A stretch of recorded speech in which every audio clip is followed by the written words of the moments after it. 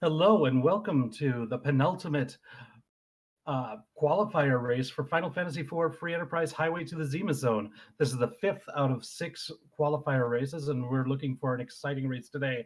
I'm Rexx Raul. I'm here with Wewbear. Wewbear, what are you looking forward to seeing in this race today? Demiss behind CPU or CPU. Okay, well, I mean, going right for the big guns there. We've got four runners that we're going to be watching closely today: lilsharkie, chocosura, DRG Veil, and tirasu. And we've got about 42, 43 people running today.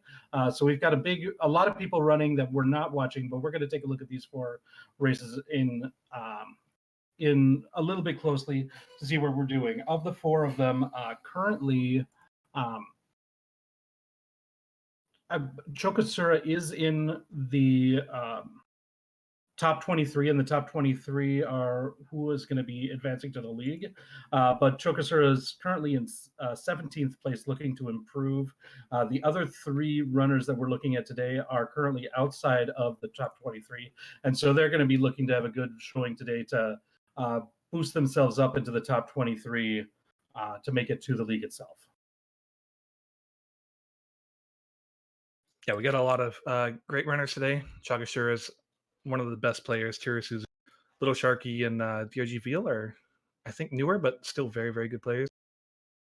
Yeah, it should be an exciting race today. For anybody who is new to Final Fantasy IV Free Enterprise, this is an open world randomizer of the original Super Nintendo Final Fantasy IV. So we're giving you the airship right at the start of the game. We're randomizing characters, items, and bosses and treasures, and we're just going for it right now. Oh, DRG Veal, a little slow on the start. Should be fine. We got the Black Mage start here, Rydia and Palom. Yeah, they have a bit different capabilities, usefulness with depending on what equipment and everything comes around in different parts of the game. But both of them can definitely be useful in this. Looks like a Luca key start as well. Yeah, that Luca key will open the sealed cave in the underground, so it's not going to be of much use right now, but it could be very important later. Not the strongest starting, but the big advantage for these two characters, they can both use Dancing Daggers, which are very, very strong for level 1 until they start getting some of their spells. Yeah, other things to look for are going to be rods to increase their black magic power. The summons for Rydia could be found in treasure chests, and we also see a blitz whip found in Baron. So the whips are something that Rydia can use. Now the blitz one isn't particularly strong, but it is definitely another option that these characters have available to them. We also got a Valvalis at the Baron Inn spot for the first spot, which is interesting. Not a very high HP spot, but Valvalis is very high evasion, so we'll see if that causes anyone some. Yeah, we'll definitely check out that as soon as somebody makes the decision to try that fight. Looks like tirasu is the one going. It's going to be checking out the Mount Hobbs summon. We have what's called the Hobbs flag on today, which means if you go to the ice where she would learn Fire 1 in the vanilla game. Looks like Shiva. Yeah, it looks like you can get a random summon. It's not going to be Bahamut or Leviathan, but you can get a summon that's going to make her a bit more potent for the early game. And Shiva, being an AoE ice spell, is definitely going to be something that, once she has enough magic points to summon her, can definitely give her a boost, because she doesn't learn the level 2 spells naturally like Palom does.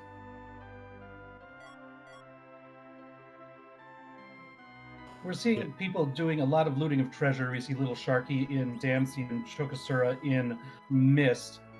This is pretty common at the beginning, especially since if you're going to be trying to take out some of the bosses, even the early bosses, with characters like Rydia who only have 30 HP, you're going to want some equipment or some help with items in order to try to do those. We get the aptly named Hydro Witch on Hobbs for the boss, so that's a nice, easy free. Get those Rydias some mana to cast Shiva. Also, second Rydia for when you also have Shiva is going to be really. Yeah, with this flag set, we do allow duplicate characters, obviously, as we see that. Um, so we have more than one Rydia in the party, and this just makes getting that Shiva summon better because now more characters are going to be able to use that more powerful magic. Yeah, we got lilsharkie here opting to do Antlion before checking Hub. Yeah, Antlion Cave has a lot of treasure in it too, so it's not common or not uncommon for it to be one of the first places people to go. A lot of people will check the character at Mount Hobbs first, but if you feel comfortable handling the boss at the bottom of Antlion, it's a perfectly reasonable play too.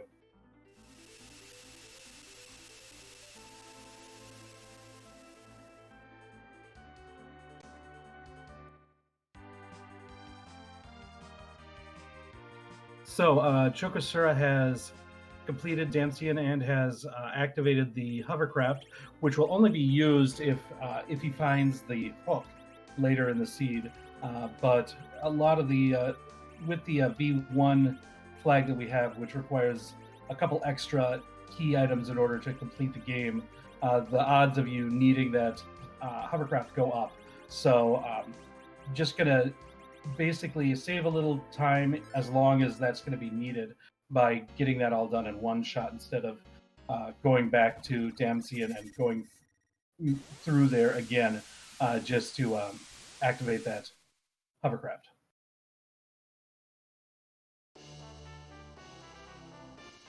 Yeah, looking in the tray of treasury, it seemed like there's a lot of good damage items, like a Stardust, so that should speed up some of their early game bosses that they're going to be facing.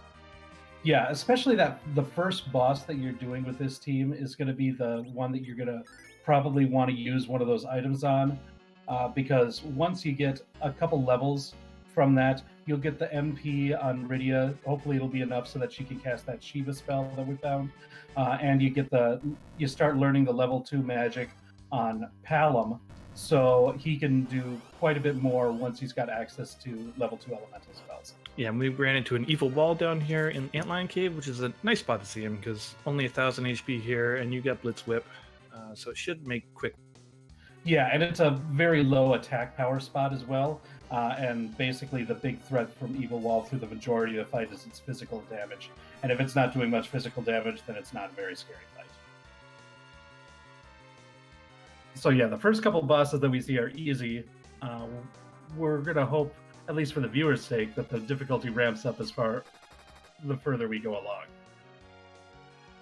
Yeah, we see Veal here doing a little bit of a different routing, checking more shops and item places before going to see any boss. Yeah, and she found a Zeus gauntlet in the back of in the grass in Silvera, a very useful item that for physical attackers, when you equip it, boosts the strength quite a bit. One interesting note is once Rydia becomes an adult, which is done through the going through Dwarf Castle, she can equip that Zeus gauntlet and make her physical attacks, especially if you find something like Dragon Whip, a lot more effective. Well, Dragon Whip, Heroine Robe, a Zeus Gauntlet, Rydia can do quite a bit of damage, actually.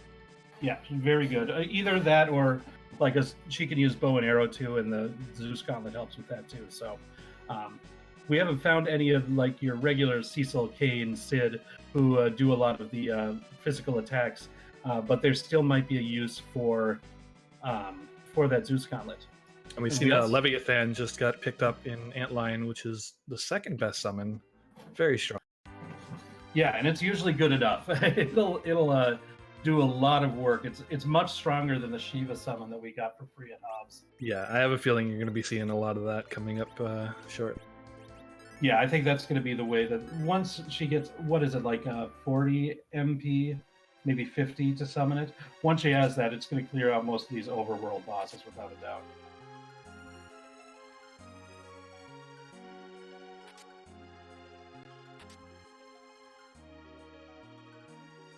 Looks like Tirasu is heading up into Fabul. Looks like we're going to check to see what boss is in the Fabul Gauntlet spot.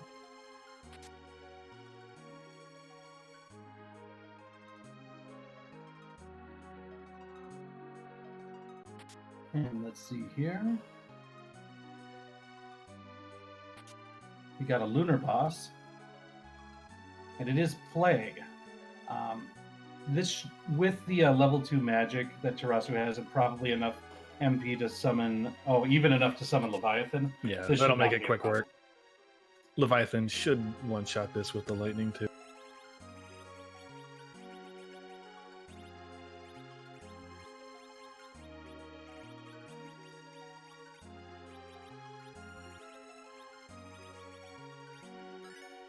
Not quite. Still Little- fine, I'm sure, but sorry. lilsharkie making a rare trip to an inn.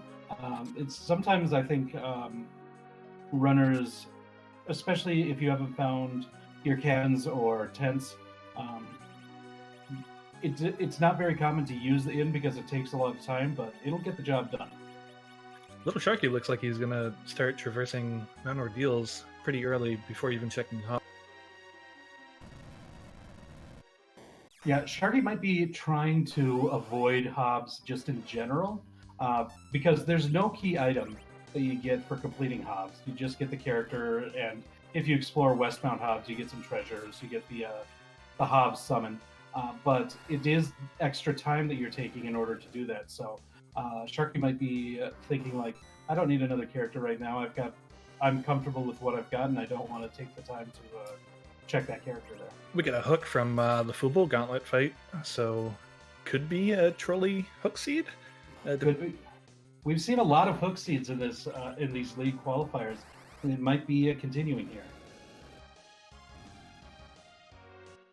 And I think this might be also what Little Sharky's plan was by going to Ordeals. Might have Siren. found- yeah, these Liliths up at the top can be summoned via a siren, and they're one of the better sources of experience in the overworld. So might be trying to get Palom up to the point where he knows Virus, which is, or even Quake, depending on how much he wants to dedicate to it. But it's pretty effective and way to make Palom stronger faster.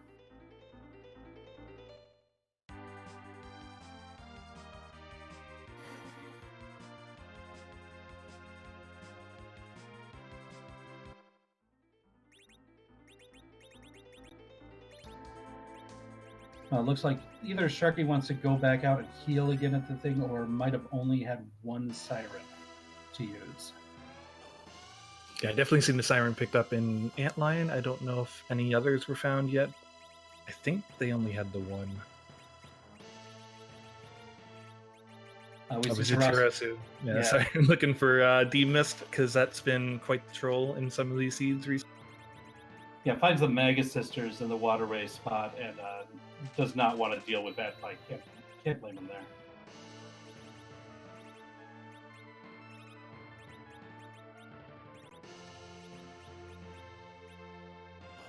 Ooh, vanilla. Or not vanilla, sorry. Antlion in D-Mist spot. Vanilla D-Mist. So nothing easy trolley for a D-Mist spot yet. It could still be top of tower, Zot, a couple other places. Nothing easy as of yet. Right, it's not just a simple check. It looks like Tirasu might be the first one to try this Valvulus fight here. Yeah, I'm curious how this Valvulus fight is going to go. It shouldn't be too bad. I think Leviathan should handle it if they have to go. Night2 asking who rolled this seed. Our restreamer tonight, Legend Harvest, rolled this.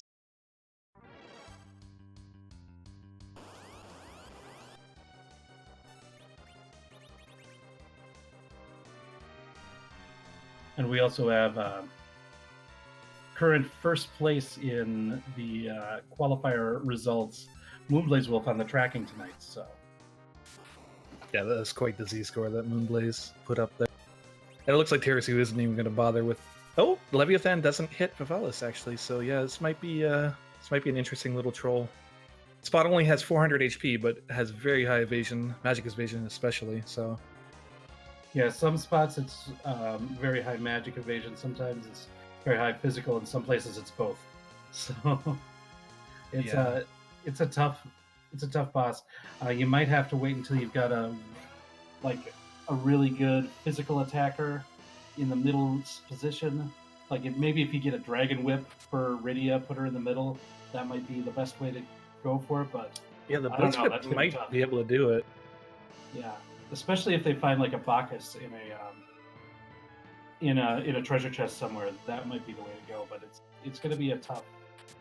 It's going to be a tough fight there, especially for this this party that's very magically focused. When we know that magic defense, even the Leviathan, doesn't affect it. So that's going to be a tough one. Tirasu going to be trying another strategy here, going back in. Looks like he's going to try the Blitz Whip idea, but he doesn't have the Rydia in the middle, which gives you a 25% accuracy bonus, I think, to pretty much everything. So that would help, but we'll see if he can hit her. Got a miss right off the top from Rydia. Yeah, both Rydias with the miss there, so that's going to be tough. Because I'm sure that the Rydias with the whips are going to be easier to connect with than whatever Palin's equipped with at this point of the game.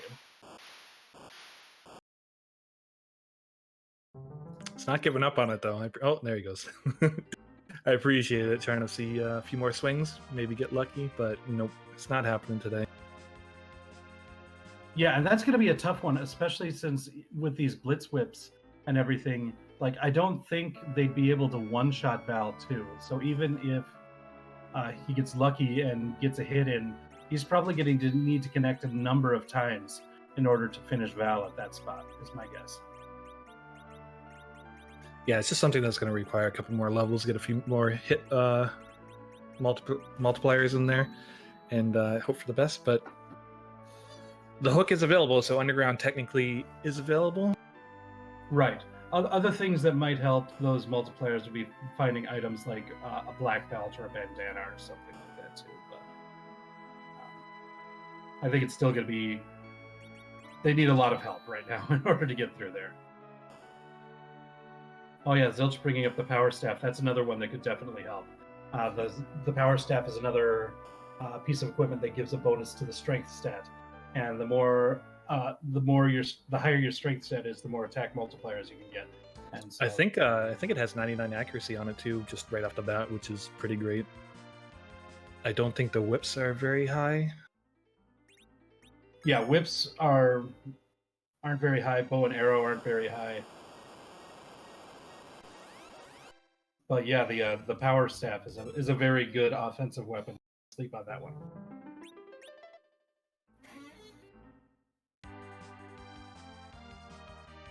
Yeah, like Zilch is saying, it's always frustrating leaving any sort of checks up when you have a hook, just in case it is a magma key. It's happened several times to me personally, even. So it's especially if it is a magma key and you end up doing.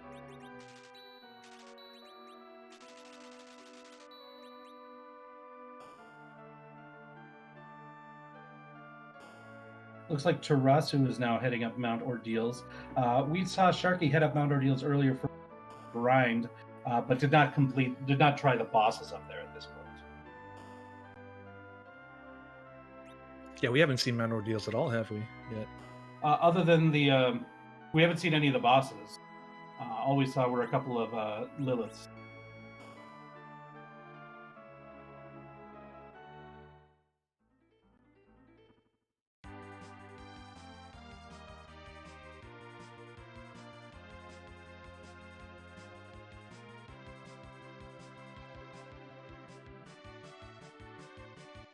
We have a possible Elements / Rubicante fight up there. That's a Rubicon. That should be pretty simple with the spellcasting party. Yeah, that one summon of Shiva or Leviathan should be able to take him out. I'm thinking. Even a nice 2 from Palom should be enough. Yeah. Ooh, not quite. I think they're 40 damage off that Leviathan. I can never remember if it was 2,800 here or 3,000, but it's one of those two, I think. 2 of the Master of the Seas is definitely enough. See Vale pick up her hook as well. So now basically all of the runners now do have underground access. we'll see if anybody or who's the first to pull the trigger on actually going through Evelyn, or we'll see if this ordeals play leads to a magma key. Yeah, it's been very, very tight race so far. Different routing ways to go, but everyone's kind of been doing the same things at this point.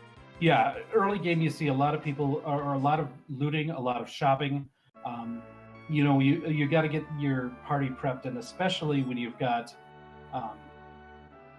these characters who have really low HP values at the beginning with not much defense, you want to get all the equipment and items that you can. Like the J items are very strong relative to the early part of the game. Yeah, so we got little Sharky here testing his luck versus Vivell. He's probably going to be pretty disappointed when he sees that Leviathan just go away instantly. Yeah. Yeah, Tirasu made quick work of the bridge bosses, so should be getting ordeals done here pretty quickly. Yeah, the first boss is generally a pretty easy boss. Very rarely is that much of a roadblock. The second one can be tough, but the imps were definitely made easy work of. We see a pink tail as the item, so no magma key here, and we have the no atom flag on, so the pink tail will not yield an atom, but it could yield a very good piece of equipment. So I'm guessing Tirasu will probably check it at some point, but we'll see.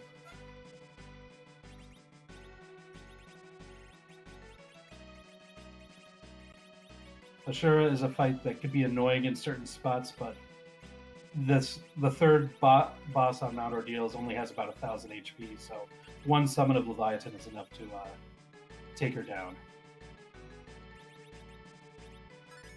Looks like we get a Ninja Rydia on Chocosura's side here. I think he put the Blitz Whip. I missed it though, so I could be mistaken on that. If he's putting her in the middle, then then that makes a lot of sense.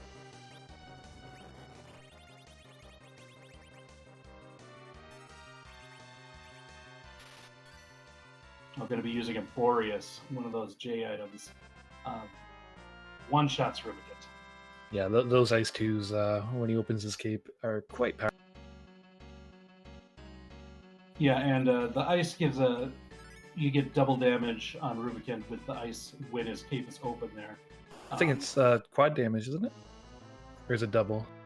I believe Elemental is double, Racial is quad. So the ice 2 gets doubled. But if it was like Mute Daggers or something versus a mage, get 4 attacks. That's fair. But that's kind of, I think that's the reason why the Ice 2 is more powerful than the Leviathan is at that spot, is because of the double damage.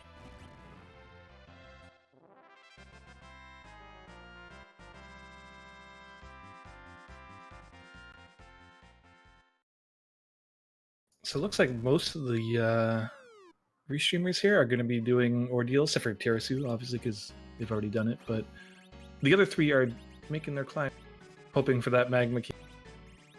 Yeah, I mean the idea is you don't want to do the ordeals or the hook route if you don't have to, because it's just so much longer.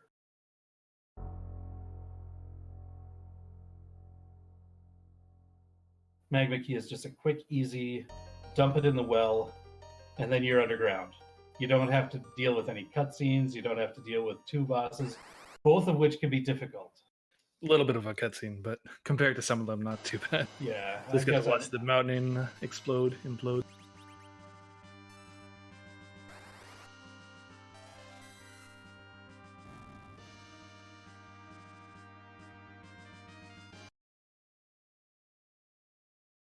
Okay, looks like Tirasu might be doing the hook finally.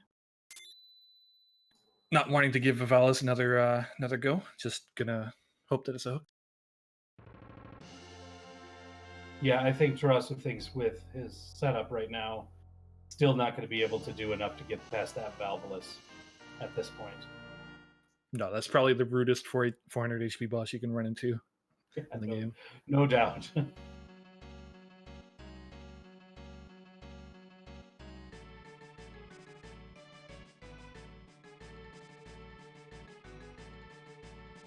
So yeah, this could be interesting because this team, like a lot of firepower, but they're very squishy, so very much a glass cannon. And these spots down here can be very, very. Yeah, the first spot is a very strong physical attack.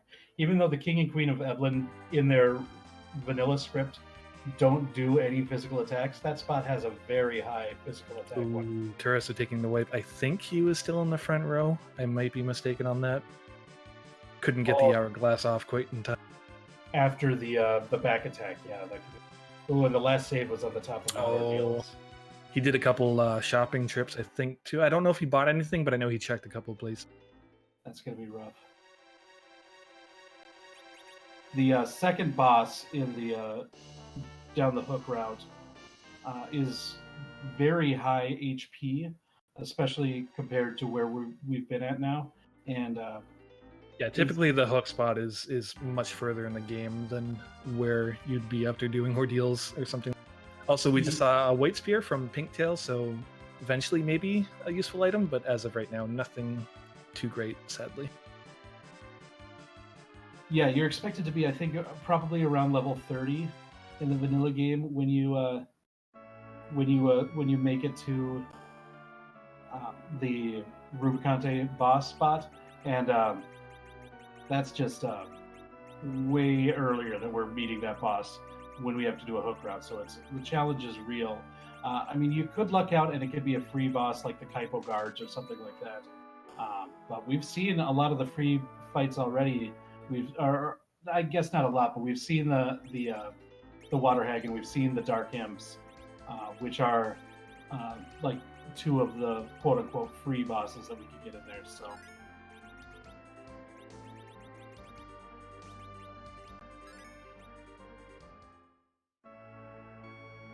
Veil picking up her Pinktail, and then we'll take care of Ashura to get basically in the same spot as everybody else.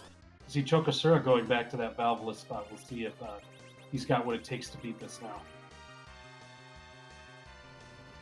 Oh, using the vampire. Can he get it in before the... Nope, not cool. He's going for the right idea. If he can get it an attack in before she turns into a tornado, she won't have the magic evasion up or anything like that. Looks like he's just going to give up on it. Yeah, I think he probably tweaked his party so that it would be like he'd have the most time before Valveless acts, and so did that, and it wasn't enough. So he's like, okay, I'm not going to waste my time banging my head against this. Yeah, well, if you tweak the battle speed with the ninja helmet, it's probably doable. But then again, you're going to have a crappy battle speed for the second part of the fight, which is it's probably just not worth the time. Which I think that's what he's assuming, which is probably the smart. Well, it's mathematically, but if you make the gambit, it's the magma key. Yeah, you never know, right? So we see Tirasu going through the Evelyn Cave. We see a couple of pieces of information. First, we get Fusia as the character, so yay, more magic. But Fusia is one of the best magic users throughout the course of the run. Going to be very happy to find that character. And the boss doesn't have any good spells on him, from what I saw. Yeah, but he'll get him eventually. And it looks like the boss in the Rubicante spot is going to be the 4 feeds, the elements fight. That I think, all things considered, with all the magic that we have available to us, not the worst. That we can There's different strategies you can use as well to avoid the HP refill. So we'll see if anyone does something like that, like bouncing reflecting spells. Right, yeah. If you reflect like Fire 2s off a Star Veil that you could have found, it will just keep them in that Mylon Z form throughout the entirety of the fight until he falls, and it'll fall a lot earlier than he will if you just go straight out all out. Just the way the game works with reflecting spells doesn't cause anything to trigger, basically. Yeah, Night Dude brings up a good point. Could be worthwhile leaving and doing some of the free bosses to get some extra spells, but again, it all depends on what you get. If you happen to get a nuke, it's going to be very strong. You could just get Cure 1s. Nitsky at Octomam, it was the Magus Sisters.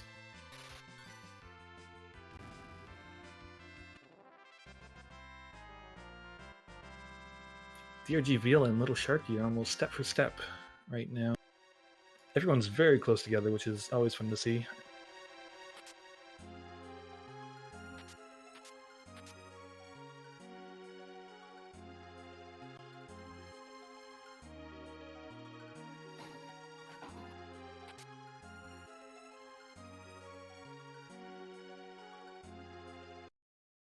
So yeah, we're gonna see. It looks like Tirasu fought the 4 Mad Ogres fight, which is one of the.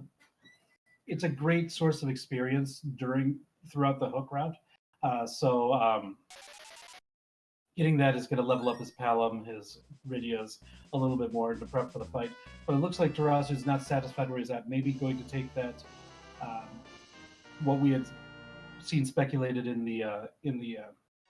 the chat, going to fight a few more bosses, try to beef up. Because with the Fusia challenge flag on, basically in the vanilla game, Fusia joins your party with 1900 HP and basically all of the spells.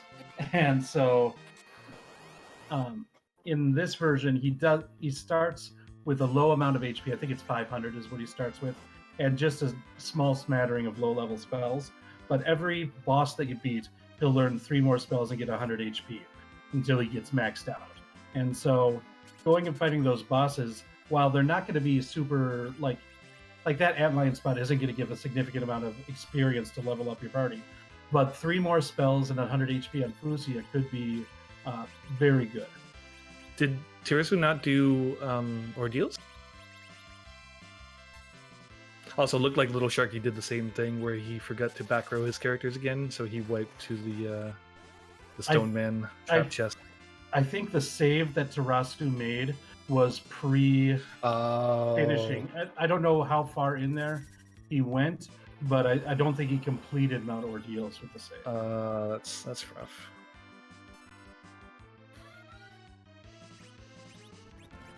Chocosura making use of the size spell to make those Mad Ogres not very threatening. He's going to be able to clear out these ogres very fast with a couple Leviathan summons, but he's going to miss out on the life glitch, which would give him more experience. And so basically he's trading speed, because this is a faster way of doing the fight, in exchange for he's giving up the extra experience. So it's an interesting choice, but I think he saw that Elements fight and he's scared of it. So he's like, I don't need to level up. I don't need to waste my time life glitching all these. Let's just do this. Especially since his party, usually with the life glitch, you're going to want something with like either mute arrows or like a rune axe, or just somebody who can do a significant amount of damage to one, so that you can time it right to get those life potions in. And the magic is not nearly as effective with him. So it looks like DRG Veal is also turning one of her Ridias into more of a physical attacker, which is probably smart to have some. Yeah, I think tweaking one Ridia to be physical and the other one to be basically your summoner makes sense at this point in the game, especially if you're not using a heroine robe, so it's not really affecting your magic. You won't have as much as the other one, but at least it's not negative magic. Right, yeah, that's a good point too. That's unfortunate too. Tirasu's Fusoya was at 900 HP, and he did not have exit, and he unfortunately gets it next level at 1000 HP, one more boss. So he had to walk out of Evelyn Cave, sadly. Yeah, things just haven't been falling the right way for Tirasu early in this game. Hopefully he can make some gambles to make that up later. Looks like the first boss in here is the Karate Man, which is not trivial. Yeah, if he can get that white off, it should one-shot him, which he did. We'll see if it kills it. Yeah, that should be fine. Not the fastest casting spell, but you don't get XP there, so if people are dead, it doesn't really... Right, I think the only problem would have been if the Karate Man would have focused his attacks on Fusia, then that might have been more dangerous, since he spread around the physical attacks, taking out the Ridias instead.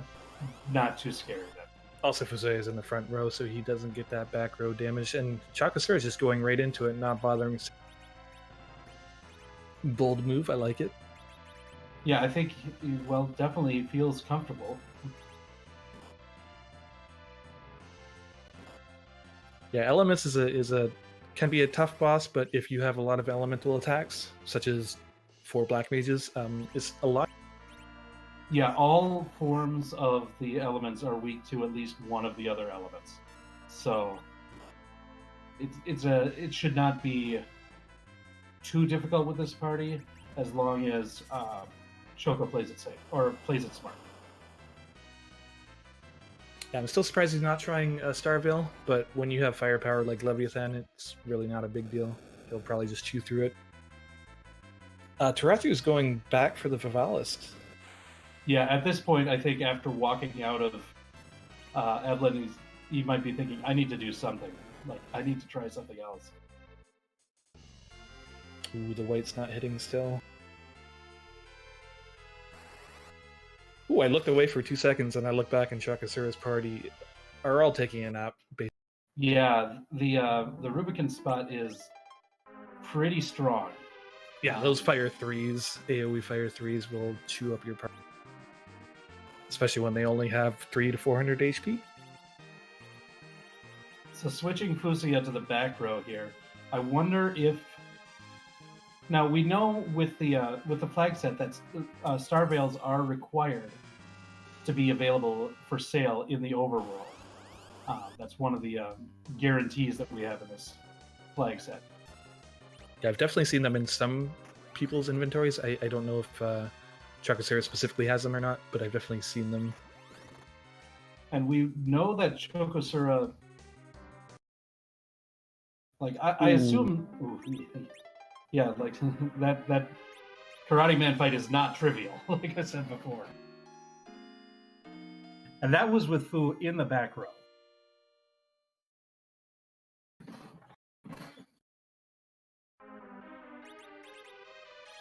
And DRG Veal takes a wipe to Karate Man as well, unfortunately.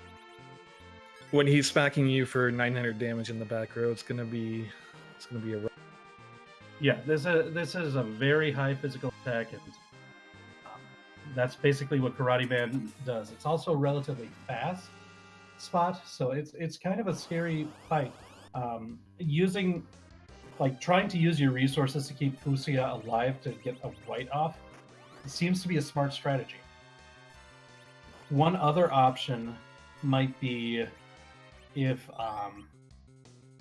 Choco starts to have more problems with this. I think he looks like he's in pretty good shape this time around. Yeah, I can see some Starveils in his inventory as well, so he definitely he has. Let's see if he saves. I have a feeling he might save after this one. Yeah, doesn't want to do that again.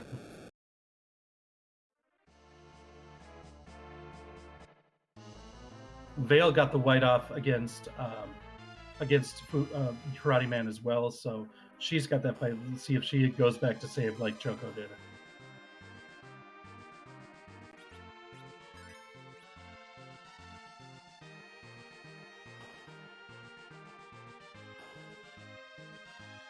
No, we're just going right for it. Ooh, going for it. Even turned the battle speed up a little bit. I like it.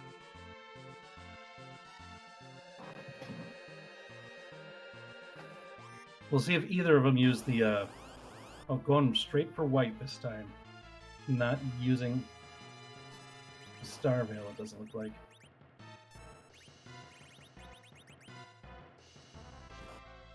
Yeah, chocosura is popping the Starveil now, so he's just going to go the Reflect spell. Although he's still using Leviathan, which I think will phase change him to Rubicante. I believe you're right. I think that will count.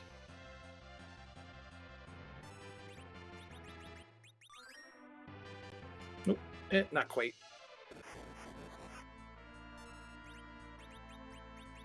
I don't think he tried to bounce that white, so maybe he's just putting it up for the Fire 3. Oh no, he bounced. Okay, there, I see. Yeah, he bounced the fight. Vale's in a rough spot here.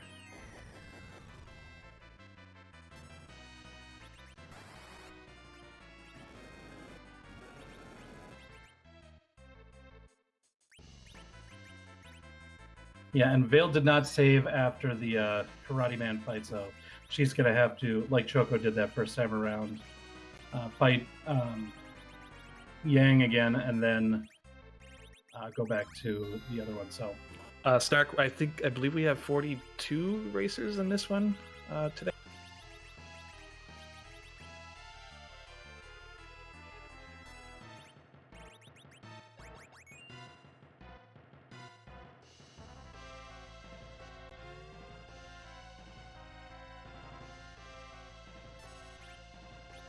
Tirasu now at the.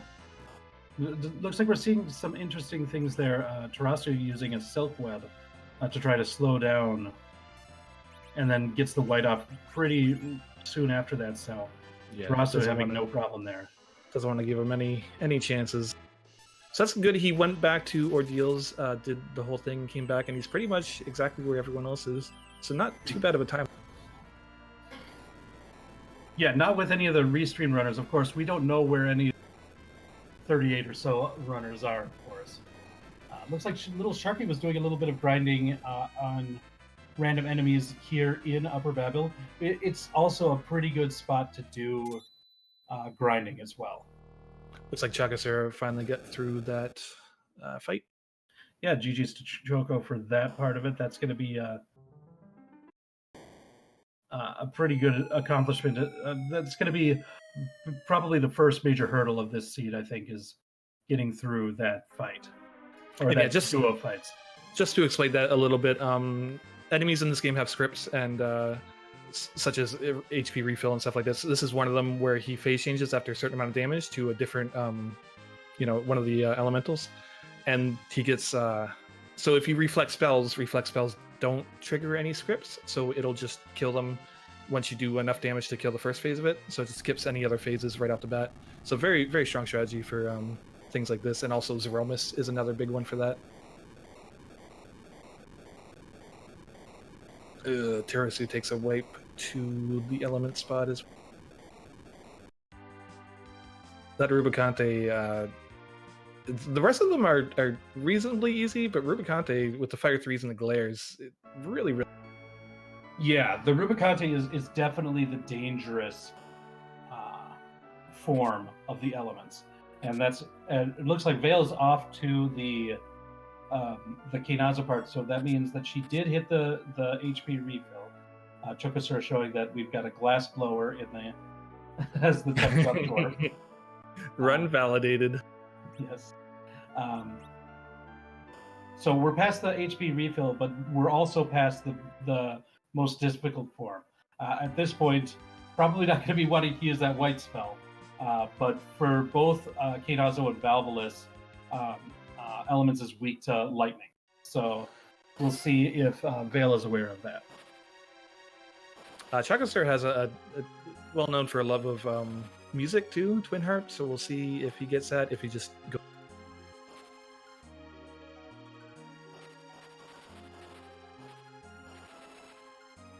Yeah, Elemental Kinazo absorbs Holy, but Vivalis, part of the elements, is actually weak to it. So I guess if you time it right, you can do quite a bit of damage.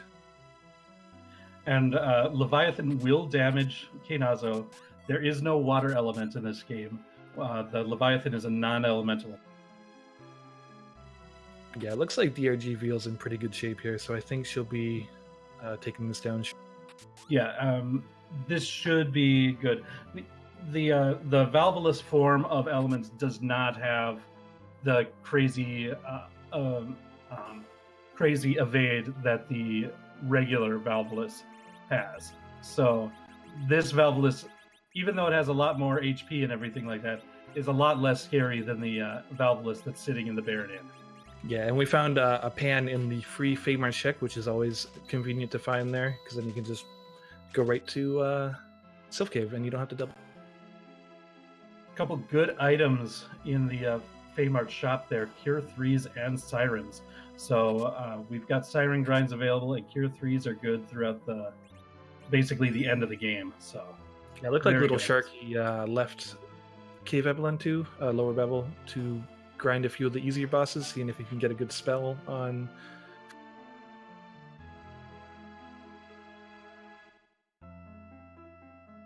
We got Dr. Lugay, and it looked like Dark Elf for the bosses. Nothing too... Dr. Lugay can be pretty brutal. His laser beams can do quite a bit, but generally, compared to some bosses, not too bad. Yeah, and if you can get past the first part fast enough and avoid the physical attacks that Balnab does, then you should be okay. Yeah, another... I don't know if it's well known or not, but the laser beams from Dr. Lugay are actually reflectable, and they can do quite a bit of damage because I think it's HP based. But yeah, they're actually reflectable. So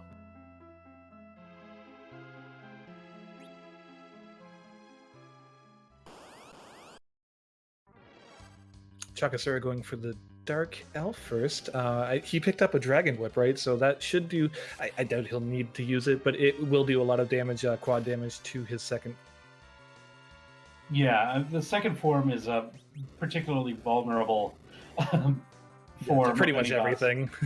The first part of Dark Elf is the scarier one, with the weaks and then the elemental spells that come after it, and the Whisper, which can really do a number on magic users. So, especially in this spot, third highest spot, agility speed in the game. I think it has 66. But yeah, you'll be seeing those Dark Elf spots turns coming out fast and...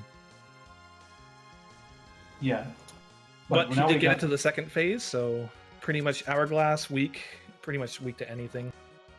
And there's the Hourglass coming out. Yeah, Hourglass, weak, Dragon Whip, lots of things that you can exploit on the Dark Elf. White Spell. I see some Artemis arrows in his inventory as well. Yeah, also another weapon. Pretty much everything in the game. Vale had used the Siren that she had found to crack an egg and get a bunch of experience for that. That's one of the more effective grind spots, well-known grind spots in the game. Lilsharkie getting interesting. He's going up Zot double duty, I guess, to check if there's a demist and also just to do another boss. But he doesn't have Earth Crystals, so he can't actually complete the rest of the tower.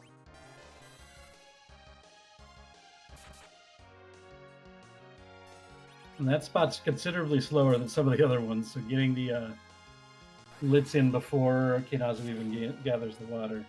Yeah, it's a nice spot to see Kinazu for sure. You don't have to worry too much about it.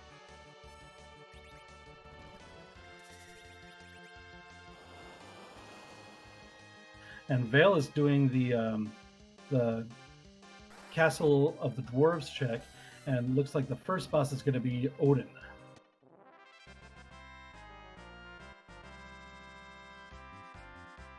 Yeah, to answer Rockafier's question there, the dungeons aren't randomized. The bosses, the characters, the treasure chest, things like that are, and the key items, of course. But the general layout of the game is always going to be the same. Yeah, and we have a toggle to turn random encounters on or off. If you have random encounters on, you get whatever the vanilla game has for random encounters in that spot. So that's why we saw lilsharkie doing a little bit of grinding in Babel, and that's just because that's a later part of the game. It's got pretty good experience for that spot. Those mad ogres that you can get in random encounters are very good for experience.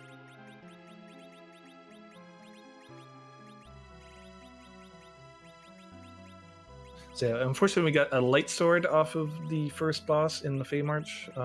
Typically, these bosses are some of the hardest in the games too, especially the Leviathan spot. It's one of my most feared spots to check. But unfortunately, the first one was dead. We'll see if he gets luckier on the... Yeah, they're depending on the bosses that are there, they can be extremely scary. But Fusia has nuke now, and that's going to help a lot. This Lugay fight is... I think like one of the more forgiving ones that you can find in the Leviathan spot, but even that, like I wouldn't say it's an easy win, but it's easier than a lot of the other bosses there. I'll put it at there. And the nuke is definitely going to help.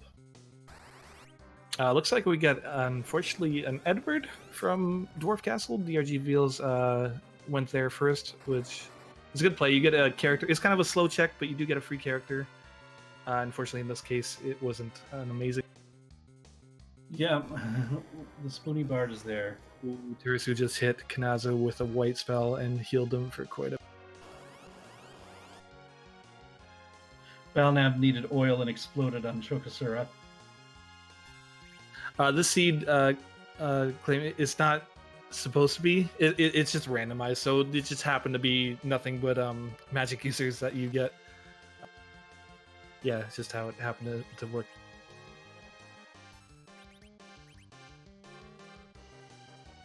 Yeah, actually, like, see, Wells JC saying, love seeing some enemies absorb holy.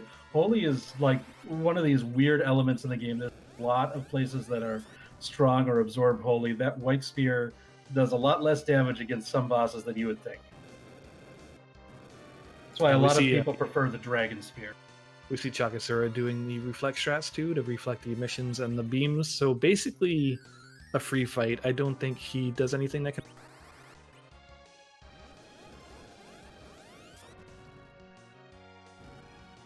And Vale gets the Baron Key as the reward for completing the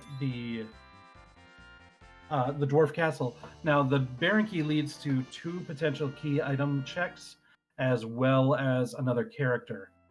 So we'll see if she decides to make that check. Yeah, Snark. Vivalis will avoid Jadams. They count as spells, so anything like that she will avoid. And it looked like another white spear from the Leviathan spot in Feymarch, so Feymarch is empty.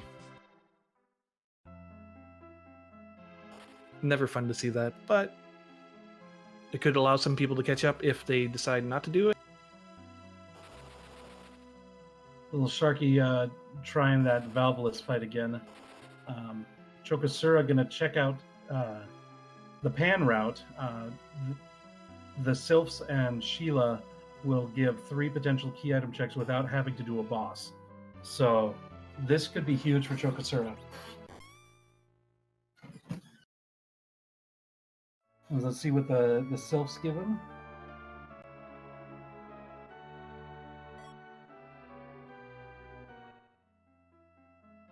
Package. I mean, package could be useful if you want to try and get a beefier character on your team and more physical.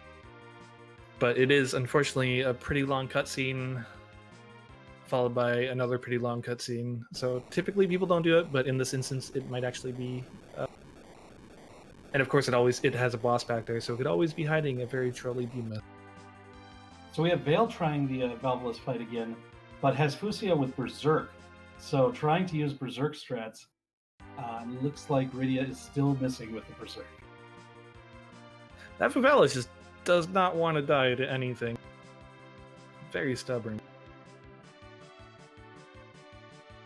Again, having a character middle might work, but yeah,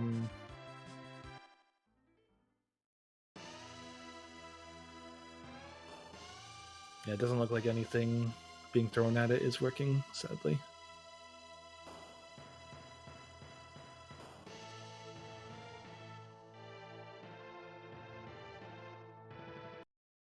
Yeah, it just bypasses it. Like, basically, I think Vale was, well, I'm in the neighborhood, I might as well check again to see if I've got it. Tries with the alternate strats. Tried Nuke. So we got Pass and Twin Heart from the Sheila Pan turn-in and the Sheila 1 turn-in. So we'll see if chocosura does music. I know he likes doing his music, and also Pass is great to have. It gets you straight to Zeromus from the Troya pub. So you can bypass technically the moon if you get the items that you need. Yeah, if Choco's able to find the Legend Sword and the Adamant on the blue to go to the moon, then that could be a big play.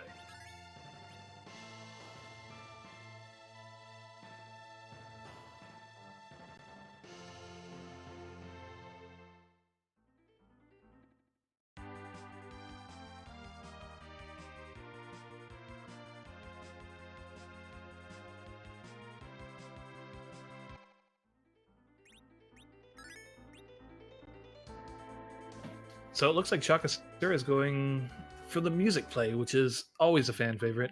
And he conveniently has most of his party dead, because that speeds up the first part of the fight, because you are meant to die. So if your party's already dead, it just bypasses that. To answer Max Plus Pi's question in the chat, is there a tourney homepage? There's not really a homepage for the league, but if you go to ff4fe.com, you can find a link to the Discord, and there's an announcements page that has all the details in the Discord about it. So I'd check there to find out any more information. And of course, the Discord is your source for all sorts of information about Free Enterprise. And we got our dragon sighting. Wyvern was the first part of Baron, the big and vanilla spot. DRGV luckily got Starveil up on one character.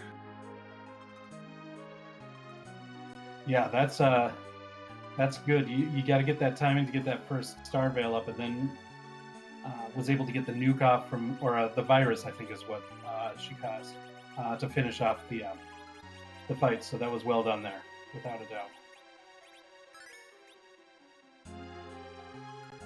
All right, so for anyone new to the stream, to the game, there's a key item, the Twin Harp, and which is what chocosura is doing right now.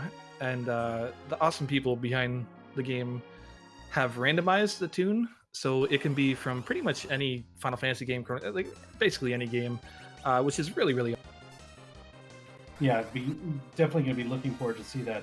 Meanwhile, Vale is fighting the second boss, which is the Fabul Gauntlet, which is a longer fight, but should not be scary for her at this point.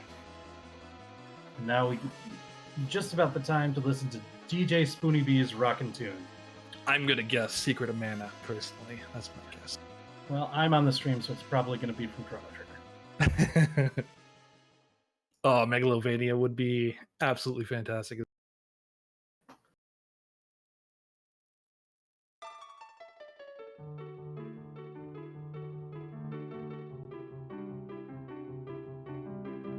A Super Mario RPG, I think.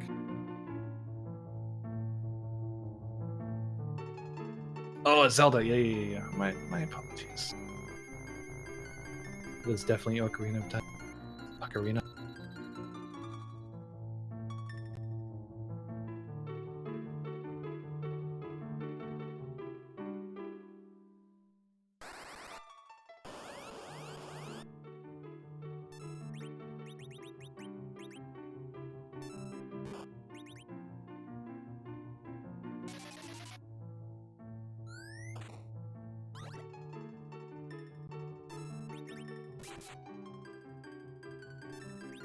So the Twin Harp spot, has pretty high magic defense, which isn't the best for this kind of party, but with nuke, it should be fine, and also dragon weapon and stuff. Yeah, Mom Bomb is also an interesting boss just in general, because the nature of the fight, the way that the creators of Free Enterprise did it was they basically buff the HP that Mom Bomb would have in this spot, and to account for the transformation and explosion and everything. So it's a lot harder to kind of cheese your way through by just killing the Mom Bomb part.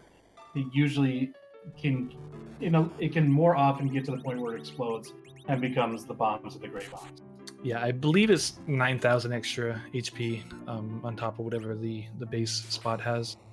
But usually after it explodes, it's pretty easy. These bombs are weak to... they don't have boss bits, so hourglasses, stop, things like that, they're all weak to. Yeah, and as long as you can take them out fast enough before they explode, they're not a challenge. But it does make it... That extra 9,000 HP, though, can make it so that Mom Bomb is a longer fight than and we see a lot an of other Edge. Edge was the Baron character, it looks like. Who was actually a good character. Well, we've got some good characters. They're just all filling the same kind of role. Yeah, my apologies. A good physical attacking character is what I... Yeah. And yeah, that's a good point. Valis doesn't stand a chance now. We'll call that, what, round 8? Let's go. Night2 asking who is in the Kaipo bet. I don't think we've seen a check of the Kaipo. Excalibur was the first part of Baron. So really good sword. Not useful as of yet, but it potentially could be throwing bait for Edge if no Cecil.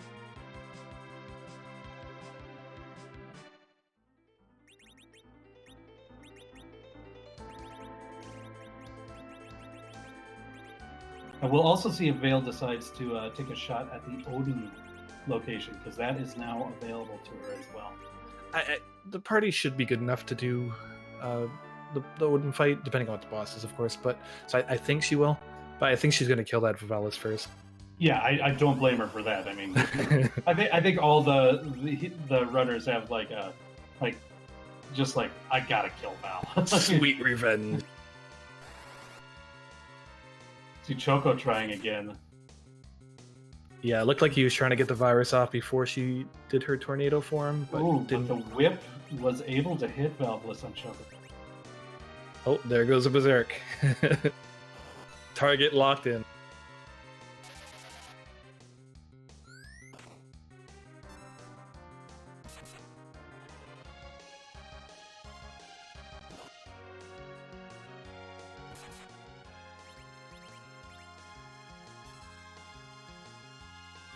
Vale is through. Beat Valveless. Finally get to see what this second boss is. Yeah, what the second boss is. Ah, Leviathan. All right. That shouldn't be too bad for this team. No, he's gonna instantly die, I think, to one. Get nuked.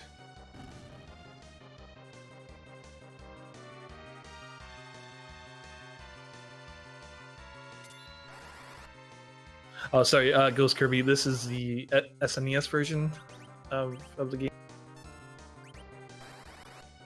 Oh, it was the Magma was Magma Key. Oh my god, that's brutal. I wonder if any of the other 40 or so runners who are running today were able to get that done and got that Magma Key. So for anyone newer to the game, to the stream, there's two ways to get underground. Underground is required to beat the game. Two ways to get underground. One is Magma Key, which you just drop it down the well. In the vanilla version, you go down the mountain. Super easy. The other is Hook, which is much, much harder, takes way longer. And unfortunately, all the Restream runners have taken the Hook route because they couldn't quite get past Valveless. Yeah, I mean, to be fair, that Val was very difficult. In getting past that, evasion was just too high. I don't know if it was doable without significant siren grinding somewhere. And we did. I don't think we saw sirens for sale until we got underground. So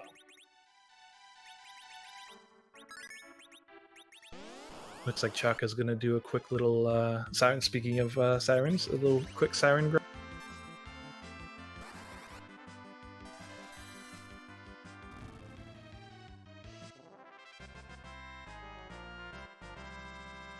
So now, double Rydia, double Palom on Choco's stream.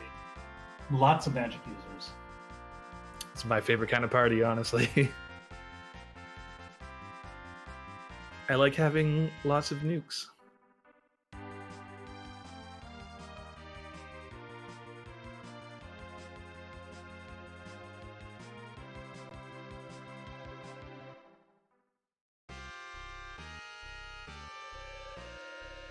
Gonna get our first look at the Odin spot here on DRG's Veals. Ooh, it's a Golbez. Trollbez alert. Yeah, this is an interesting fight. It's a long intro to the fight because Golbez has to yak for a while and kill off 3 party members. But if one of the 2 surviving members can get that Star Veil up before getting smashed by Golbez's magic, this fight should be won. Yeah, this spot in general has very high magic attack as well, so Golbez will probably be one-shotting anyone who doesn't have Star. So you're going to hope that the first character that you have access to is not the character that Golbez targets with his first spell. And even then, sometimes it still might not be fast enough, but that's what you're hoping. If you can get that Star Veil up, then you've probably won the fight. Yeah, a couple ways around it. You can have a Ribbon. Ribbon will prevent the hold in the beginning. coming into the fight with a few of your characters dead will make sure that the 2 characters that you want to be alive will be alive. Certain different strategies. Yeah, there's ways that you can go, as you said, that you can have other things that prevent instant death. Are ways to help you in that. But yeah, this is a that first virus looks like a wipe, unfortunately. Yeah, that's gonna be tough. Yeah, Firebird Lover, 6 total qualifiers. This is number 5 of 6. Yeah, I can't blame Vale for not wanting to do that one again right away. Probably wants to check some other places, and we know by going through this, she'll be able to beat the bosses, I think, without a problem.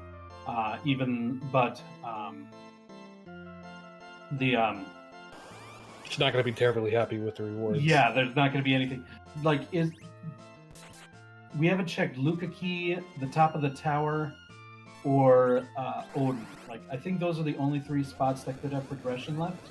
Unless I'm forgetting something. Remind me if I'm missing something there. No. Other than a Demus that might be somewhere, but I don't. They would have to be in one of those spots anyway. Right.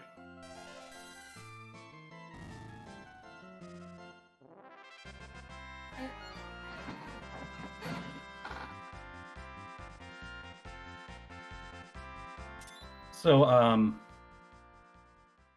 while all of our runners are kind of going over some things that we've already seen, I want to take a minute to shout out the people who are doing the work behind the scene today. We have Legend Harvest doing the restreaming today, and Moonblaze Wolf on the tracking, so big thanks to both of them. Also want to give a shout out to RPG Limit Break for letting us have our league qualifiers on their channel. Much thanks there. Yeah, there's tons of people behind the scenes that make all of this happen, and they're all awesome people. Just the whole community in general, really, are very, very. And remember to check in tomorrow evening. I believe it's at 9 p.m. Eastern for the final qualifier in this race, or in this for this league. Yeah, it should be a popular one. It's going to be Saturday or Sunday, whatever, and a lot of people are going to be their last chance to try and qualify, so hopefully we'll see a nice turnout. Moonblaze got into the chat before I was able to say Sunday.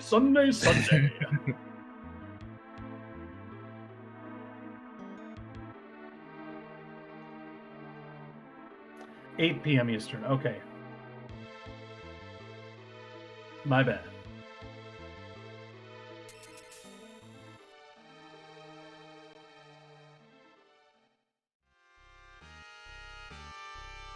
Not quite at 10 key items for chocosura. The pass doesn't count as a key item, unfortunately, but he's very, very.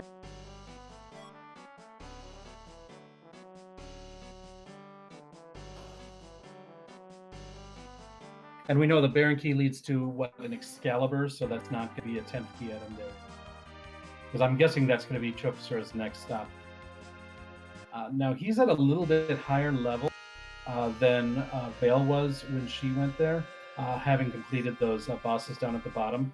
So we'll see if Choco decides to take on that Golbez after completing Baron Castle. Or waiting for the sorry, go ahead.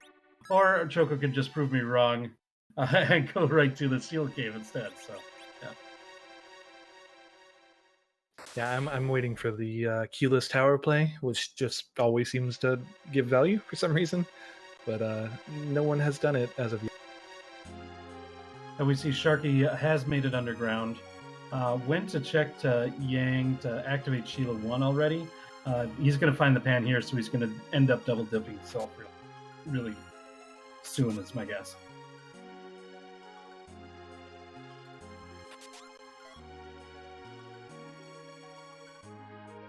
Oh, I think Zudbud's comment. I think Chaco, the race we had last night had a very truly demissed in the boss spot in Sealed Caves, and I know a few people left without checking it, unfortunately. So I'm pretty sure he'll be on point with that, looking for the boss.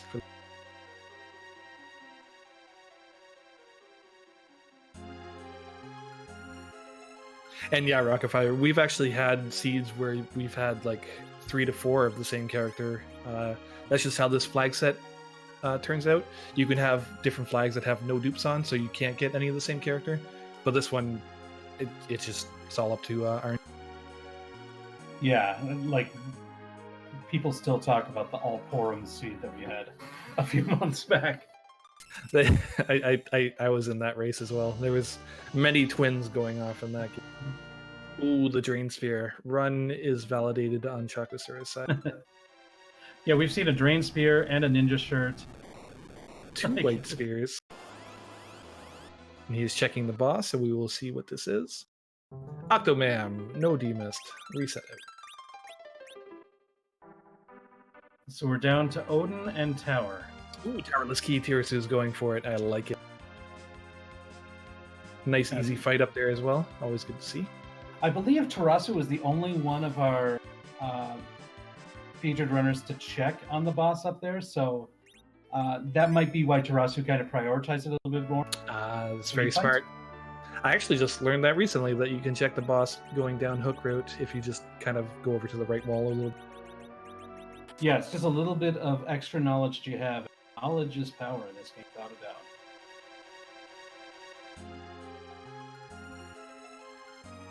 Yep, chocosura doing the Baron key route. He's going to be disappointed with the initial check, but he'll probably do Odin. So at the moment, I believe it's either Odin or top of tower, which tirasu is doing right now.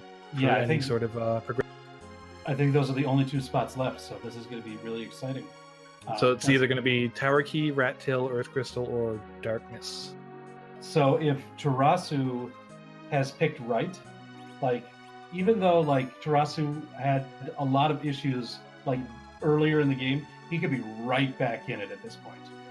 Yeah, it depends too. If it is a Darkness Crystal, if he takes the Darkness Crystal to the moon and just gambles on it, or if he continues checking up.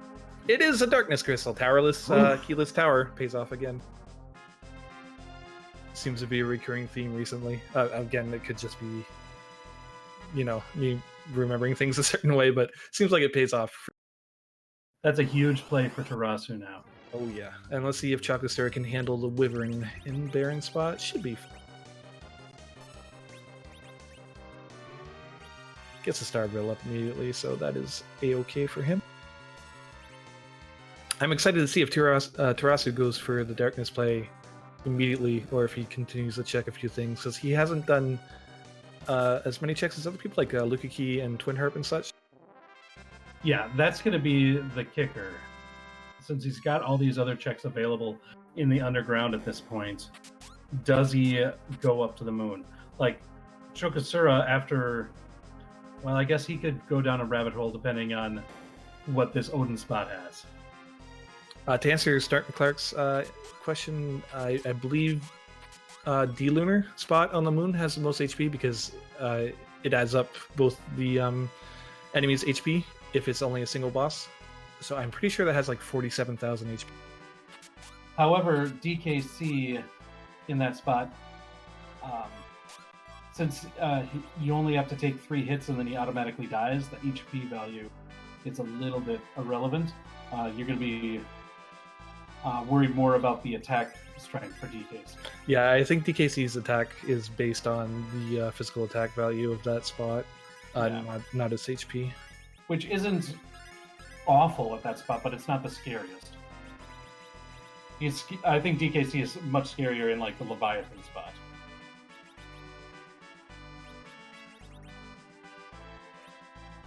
tirasu going immediately to pop his Lunar Whale. I like it. I like this play. Yeah, Cave Bahamut is another very scary spot to see Dark Knight Caesar. So let's see if chocosura can handle Golbez and see what the potential reward is. We know it's not going to be Darkness Crystal, but it still could be something useful, like Earth Crystal, some other rabbit hole, even Adamant or Legend Sword. Yeah, it definitely could be required.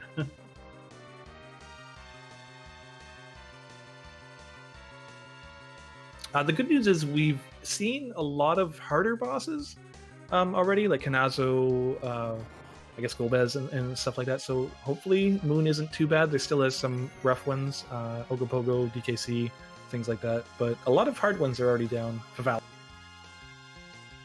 Yeah, well, Vivalis was hard enough at her 400 HP. Holding a very, very trolly Magma Key as well. I can't wait to for the interviews and seeing what people think of that one. Because that's a very, very sad spot for Magma Key. Yeah, without a doubt. I wonder how far behind people felt when they see that that's the Magma Key, you know? Chocosura gets unlucky again. It's pretty much a 50-50 at that point that he doesn't attack. Oh, and did he go to Odin's spot before doing the rest of Baron? I believe he just did the Wyvern and then went straight down to Odin. So he's got to do the Wyvern again. Fair enough. That's a bold play. It's definitely tricky because if you do die, you have to walk all the way back from the save point. But now, this might give him an opportunity because, as you mentioned before, having only 2 people alive at the beginning of the yeah, that's a good point. Yeah, so because the Wyvern's going to kill off 4 of the party members. Let's see who the free Moon character is.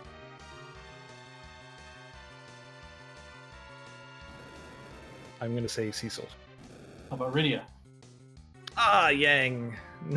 Not the best character to see at this point, but it is a beefy physical attacker. He does get a lot of HP, so he could see tirasu pick him up for Zemus. I definitely saw at least one cat claw on one of the runner's screen. Oh, tirasu still had Edward, so yeah, that's definitely an upgrade on that spot. I forget that he only had Edward. And yeah, we have a finisher actually in the SRL, someone not on Restream. It's Simbu with a time of 1:13:39. So he clearly probably got the Magma Key, was able to do Vivalis, and yeah, it's GG Simbu. Yeah, and Simbu was already in 3rd place overall in the standings for this. He might be able to improve his Z score depending on how quickly other people finish tonight. But I think he was already good. He was probably running this for practice. But yeah, this is he might even give Moonblaze a run for top Z score because there might be a lot of variance in this run here. Yeah, and it might be that Simbu was able to get that Magma Key. That could be the difference between him and someone like a Chocosura or a tirasu in this one. It's too late, Moonblaze. You already said GG.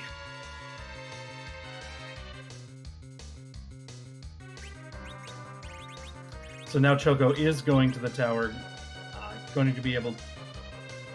I think he just kind of noped out completely of Baron, right? Because he didn't. Yeah, he just left. Yeah. He's going for the tower play. Meanwhile, Sharkie is going to hit the Wyvern very shortly here.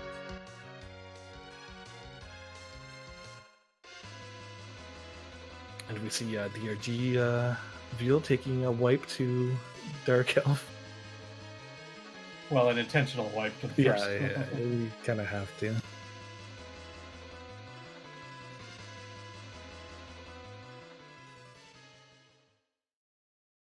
Tirasu looking at revenge against Vivalis here.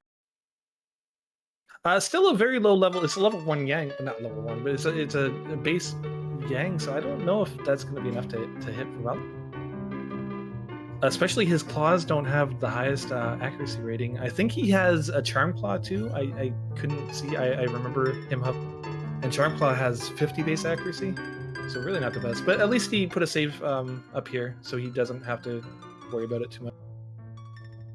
Yeah, I believe he put on both a Charm and a Poison. Yeah, so I believe how Yang's claws work is it averages out the both, and Poison has 80, I think, and Charm has 50. Yeah, so I think it takes the average of. Yeah, he'd be in better shape if he would have kept that Fire Claw on instead of the instead of the charm, I think he would have had a better shot of actually being able to. I think I saw a Poison Claw in his inventory. I could be wrong on that, but Poison Claw is pretty good. It gives +3 strength, I think, and it has the typical 80. Yeah, he had equipped both the poison and charm. So if he would have kept the fire yeah. with the poison instead of the charm, I think he would have had a better shot. That's very fair. That charm one is kind of like a trolley weapon, because, I mean, like in the vanilla game, you get it after you've got access to all the elemental claws, of course, and so you think it's just going to be an upgrade. But really, if you've got all the elemental claws and you know the weaknesses of the bosses, they're in general going to be providing you with a better value than the charm claw.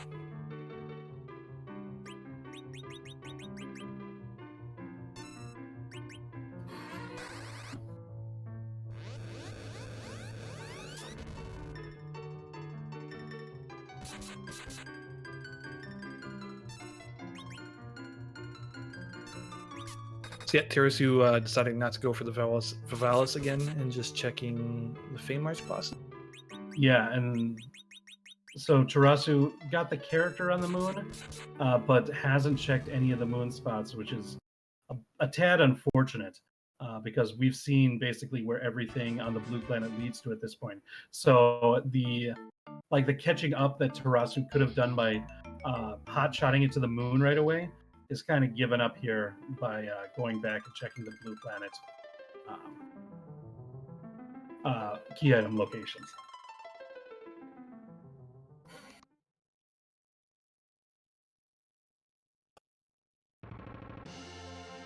Seeing a lot of speculation as to how that Val got beaten. There's ways that it could be done without a doubt.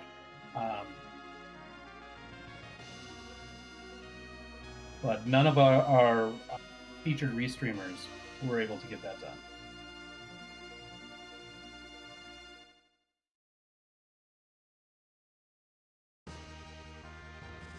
Yeah, to use something like a kamikaze and any sort of those items, you'd have to get it before she turns into a tornado, which is doable with good agility manipulation, but still not the easiest.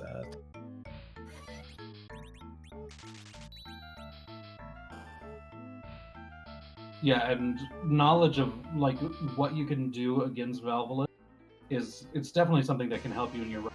I mean, rarely do you have as few options as we did in the early part of this one with all the magic users that we had.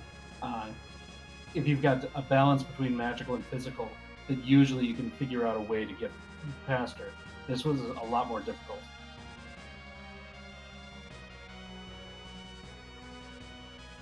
Veil making checks that we've seen some of the other runners do, looking for that D-mist, unable to find it.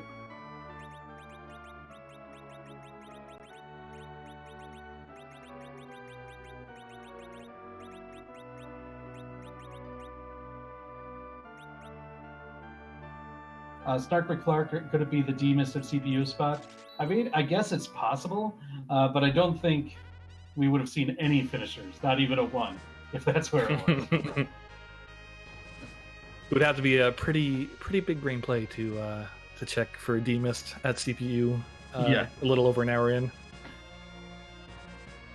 Yeah, I think that might be beyond like Galaxy Brain and T Brain. I don't leave my room because my head is too big to play. Oh, tirasu using a coffin like it. Dark Elf is weak to a lot of things, but not weak to the coffin. I'm gonna say just a little metagaming. I'm gonna call D-Lunars is gonna have an item, and Ogopogo is what I'm gonna say. Both of them right there. I can see it. That's just a complete complete guess, so we'll see how accurate it is. That being said, my metagaming is horrible and always backfires. So that means Pale Dim and Bahamut.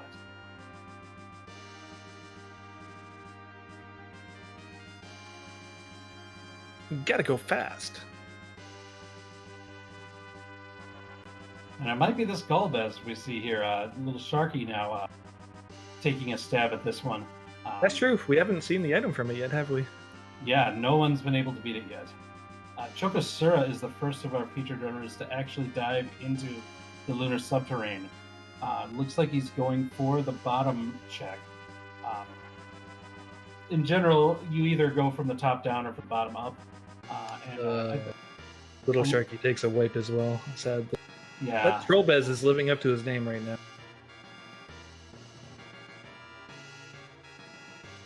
So the bottom-up strategy in the lunar subterrane is to go all the way down to the last save point and kind of make that your base of operations.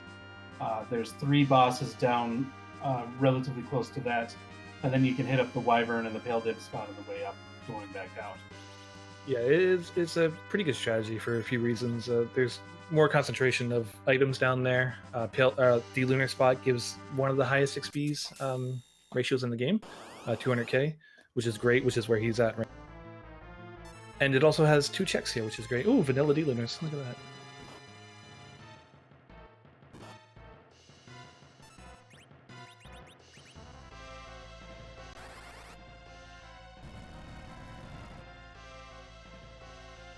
Yeah, so this party makeup is actually pretty good for the D-Lunars fight. The problem, we do have a second place finisher. Baka Shinobi finished in second place at 124.41. So very nice. GG Baka Shinobi. I mean, there's good and bad about D-Lunar at this time. The good with all these physical or non-physical magical users is it's easy to do a lot of damage to them without triggering their virus script, which is triggered by fighting them. So that's a good thing. The bad thing is these characters have pretty low HP, and that AoE fire attack that they do is pretty nasty. Luckily, Fusi can come in to help with the healing, but I think he's got enough firepower and healing to get through this, but we'll see. Yeah, fire is HP percent based. Their physical attacks still do a decent amount of damage.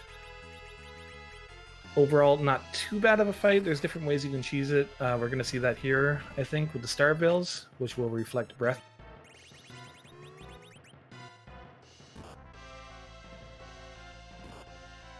Yeah, it's become known as the Lunar Frog strategy. I believe it was discovered in last year's league. I don't know. I don't think it was during a race, but during practice. Yeah, so basically the general idea is they follow a script where they attack twice, then they do fire, and then they attack a few more times, and then they use breath, which turns your party into frogs. But it's reflectable, so if you put up Star Veils and let them do their script, they will reflect the frog and hopefully hit both of them. And then they just kind of don't do anything at that point. Yeah, at this point, they're very easy to take out. You don't need to be scared of fighting them with the fight command anymore either, so... Take them out however you choose.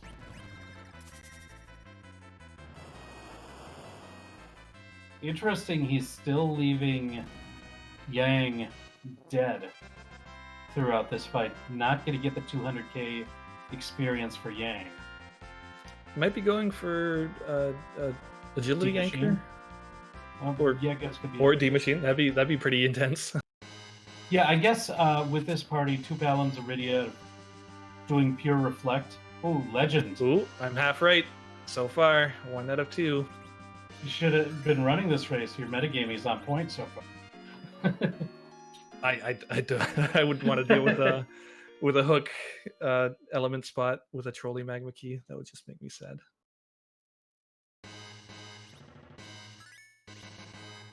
Vale is fighting the Mylon gas fight. Is this in the Bahamut spot? I didn't check to see where she went for this. Yeah, I was watching chocosura, unfortunately. Night Dew saying checking for value, so this has got to be Bahamut. Which is good. One of the easier bosses in the game, especially in a high physical damage spot like this, where all it does is lightning one. It can physical attack, but that's only after all the zombies are dead, the gas. And it doesn't do it too often, so it should be pretty much a free fight here.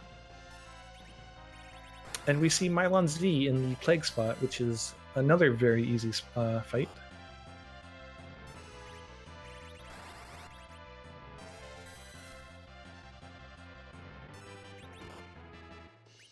Yeah, unless you're getting a really trolly boss like a Golbez or something.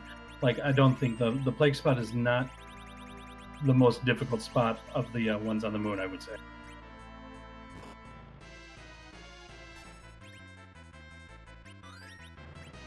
Ross saying Choco probably looking to slingshot the Yang. I think if he wanted to slingshot it, the 200k on the D Lunars fight would have been the way to do it.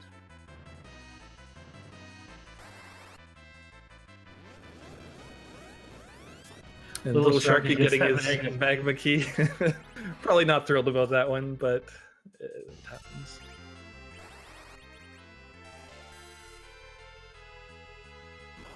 And yeah, when a character is under 10 levels, under the median for the party, they get 3 times the experience, I believe.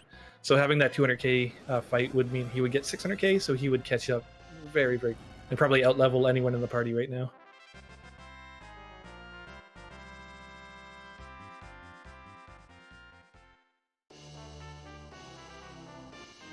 So Vale, as defeated, just gets a protect ring.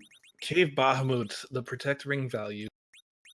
And while Chocosura finds the spoon, since he didn't complete the Baron Inn chain, or not Baron Inn, but Baron Castle chain, he does not have an edge that can dart that spoon. So, but it looks, I mean, I think Choco is planning on doing full reflect at this point. So I don't think he's too sad about that. Yeah, it's tough to pass up for nukers. It's one of the better strategies to do against the Romus, if you can do it. I mean, for fantastic spell. All right, let's see if I'm right on my second guess at Ogopogo spot.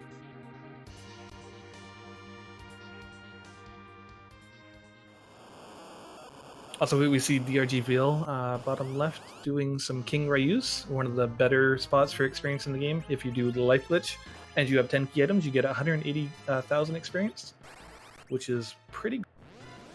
Yeah, definitely. Like, if you're going for XP for fight, this is just an awesome grind that you can do. Also, we find D-Mist. D-Mist is at Ogopogo spot, and if Adamant is from D-Mist, it still counts for my guess, so I'm still right. I just want to throw it. Oh, okay. What if it was Earth Crystal and it was at Zot? Would that still count too? Still counts. It's part of the chain. It all counts. I just blanket cover everything, so I'm definitely right.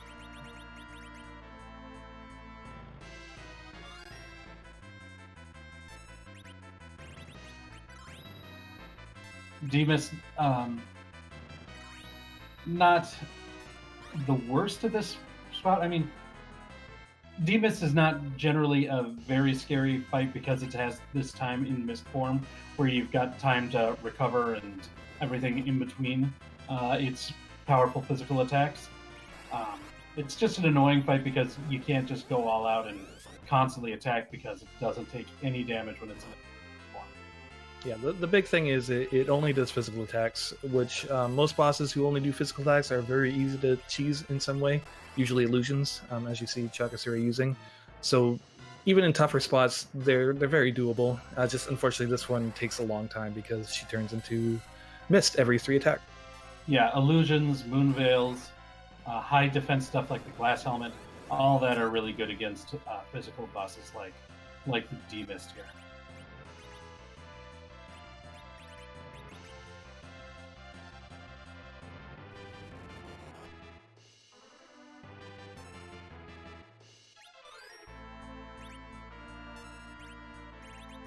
Sharkie now finally forced to do that keyless tower. I understand people avoiding it because people don't want to double dip places, and having to go back there with the tower key later just does not seem like something that anybody wants any part of. But he's going to get his darkness crystal for this very shortly.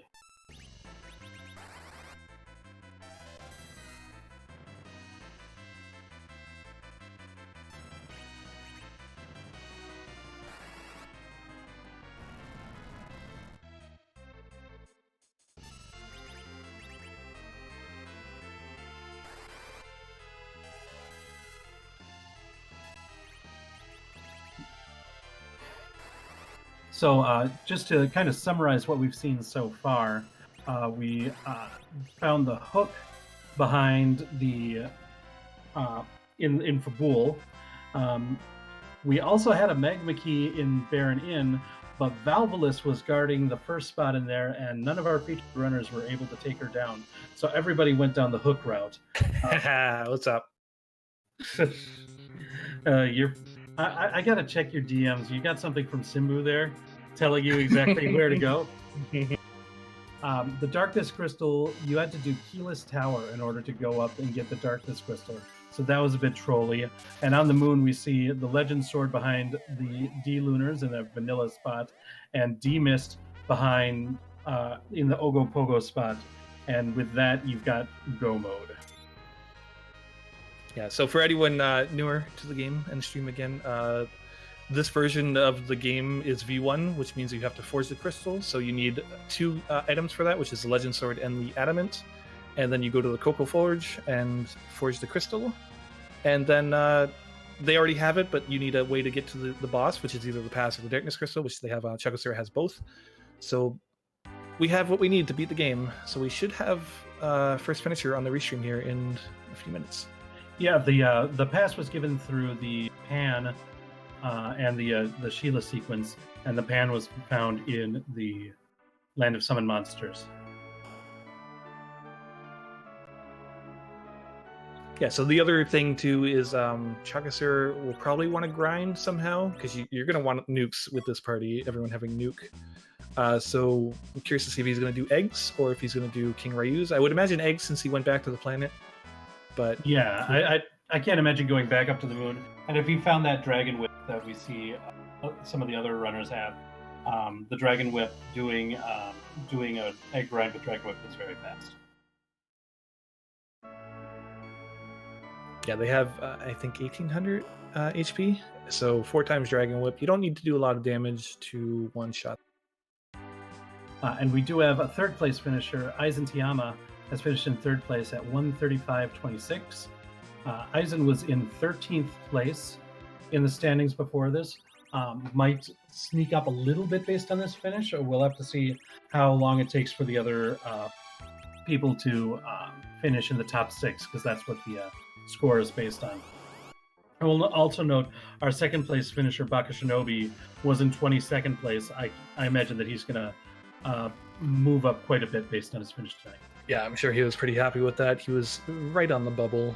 Top 23, make it into the next round. So being 22nd place is a lot of pressure. Unless it's after tomorrow's race. Yeah.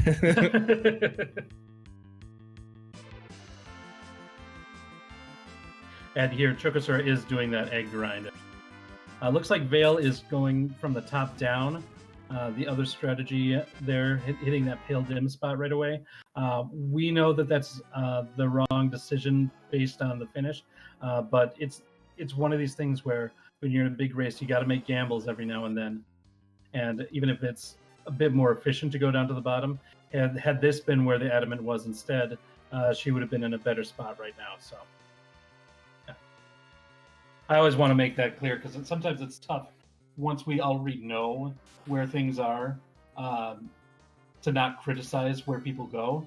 But we've got to remember, Vale has no idea where Chocosura found.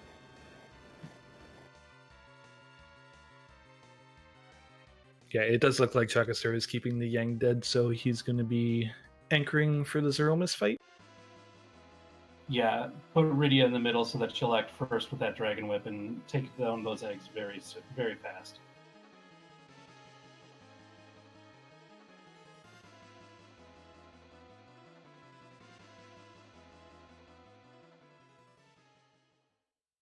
The other thing too is there are a few rabbit holes left, so hopefully DRG Veal fully clears the moon before going to check anything. She might think, oh, I got Tower Key, maybe I should check that, and that could lead to Earth Crystal and other things like that. Yeah, that's a good point. There's not a lot of them left, but yeah, that Earth Crystal is still hanging out there. That Tower Key is still hanging out there. Yeah, Earth Crystal and Tower Key are both things. So one's going to lead to the other, and that's going to be an empty thing, because we know where everything else is at this point, I think. Or no, Rat Tail is still a thing. Yes, Rat Tail is still a thing, yes. We found the Pink Tail, but no Rat Tail. So it would be some sort of combination of Earth to Tower to Rat Tail to nothing. So that would be a pretty long chain, hopefully, that people can avoid.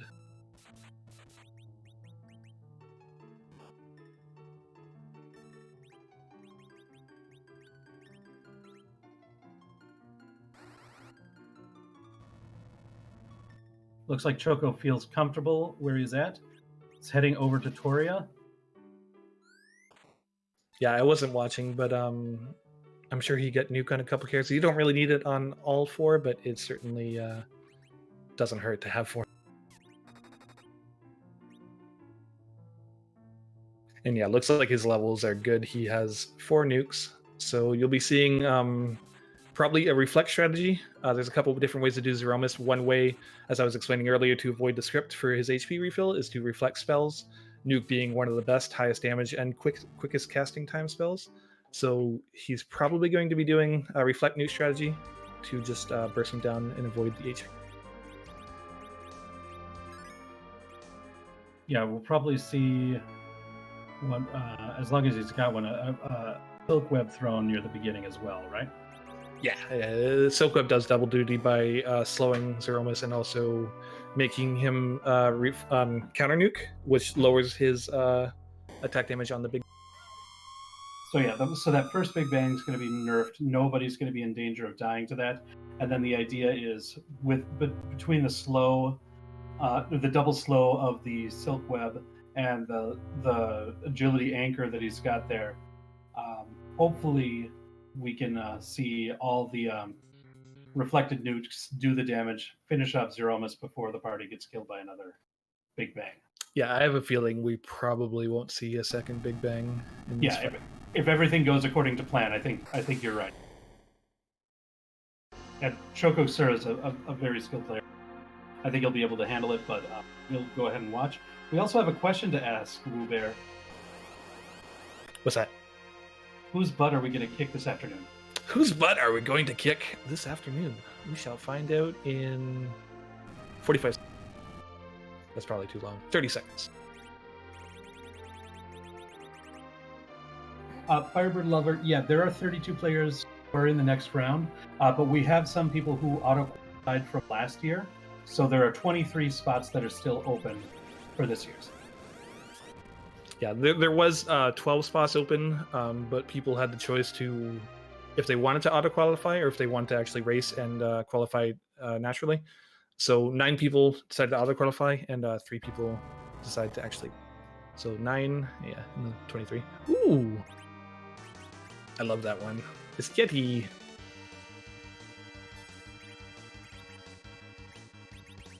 It's the Yeti.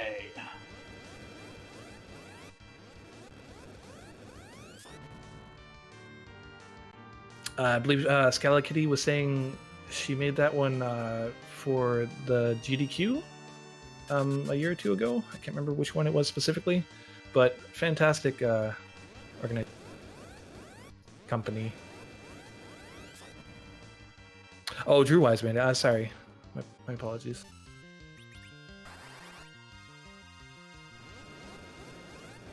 We saw Tirasu doing absolutely adorable. Yeah. We saw Tirasu doing a little bit of grinding, and now it's fighting more of the battles down at the bottom.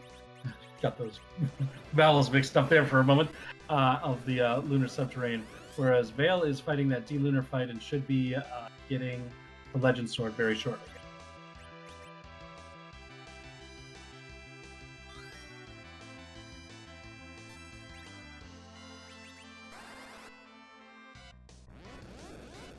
Yeah, and there's still not a 4th place finisher, so Chocosura potentially can lock up a 4th place finisher, which would be a pretty decent Z score for his qualifier.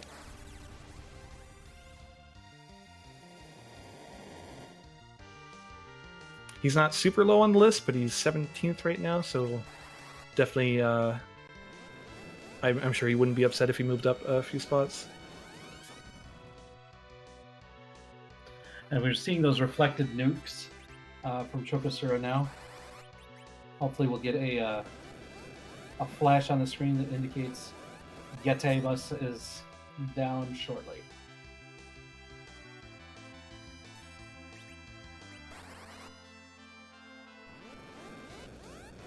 And you can see just how much damage that these black mages can do with the nuke. It's such a high damage amount, and there's no charge time. It's just an amazingly powerful way of handling Zemus when you're given a party makeup. Yeah, that's a big one too. Is how fast it casts. It's pretty much instant. And there's a GG Chocosura. Yeah, Chocosura officially in 4th place at 144.06. So GG's to Chocosura, and we will see if he wants to come in for an interview.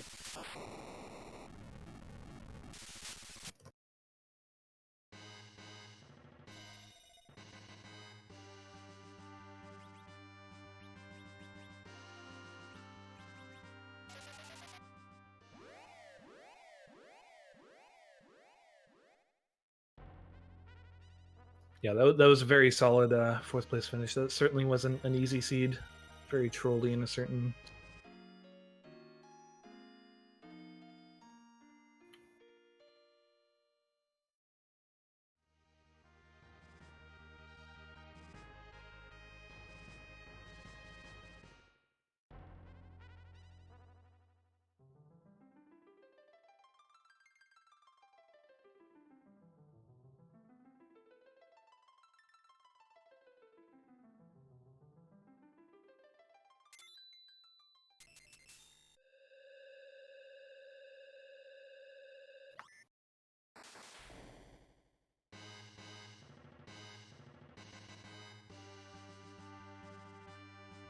And I believe we are now joined by Chocosura, if I can pronounce it right. GG's on your finish tonight. Thank you. Oh my goodness. That Baron Castle was the trolliest Baron I've ever played. That was just ugly. The gold bears, well, first the Wyvern, I didn't have problems with him, but the gold bears and then the gauntlet. Ugh. I'm pretty sure everyone on Restreamed attempted the Gobez. I don't know if anyone actually finished it. I'm pretty sure everyone tried it a couple times and just. I might have had one person finish it. I'm not too sure though. Oh, well, it was kind of my fault for not saving in there because I haven't seen any of those bosses yet. So I figured let me just press my luck and not save and see what's in here. Gold bears, of course. So I knew he was too fast for me. So then I saw Simbu finish. I'm like, okay, wait a minute. That darkness crystal must be at the tower. And he must have went from there right to the moon and full cleared it. Or didn't even have to full clear it, really. Well, I would also say that the trolliness of Baron doesn't just extend to the castle, but that Valvalus in the town was also a bit of a troll as well. Yeah, I wanted to leave her until later because with that team, I knew I couldn't do anything with that. Yeah, absolutely. It was. Yeah, even when I came back, it took me a little while to kill her. Yeah, everyone attempted that several times. She would not die to anything. Yeah. And then on top of that, she has Magma Key. That was about as trolly as you could possibly get. I know that made me pretty sad actually, considering what was down at Hook. I think I just got unlucky with that Elements fight when I tripped his Ruby phase and he just killed me. Yeah, those AOE Fire 3s and glares are scary attacks. Yeah. See, I've only fought Elements in that spot maybe once or twice before, so I'm not too experienced with them in that spot. I didn't know how much damage he was gonna do. but now I know. Yeah, he was definitely a party killer for the restreamers in this. I'm pretty sure everyone wiped to him at least once. Yeah, I can imagine. But thank goodness Fu knew white when he did, because that really saved my butt there. Yeah, it was a pretty Or- underpowered Fu for the most part. Besides white, he didn't really have Yeah. anything too. Also saw that you. I was happy that you didn't go for the save, and then unfortunately you wiped, and I was like, oh no, and then you died to Yang again, and I was like, ah.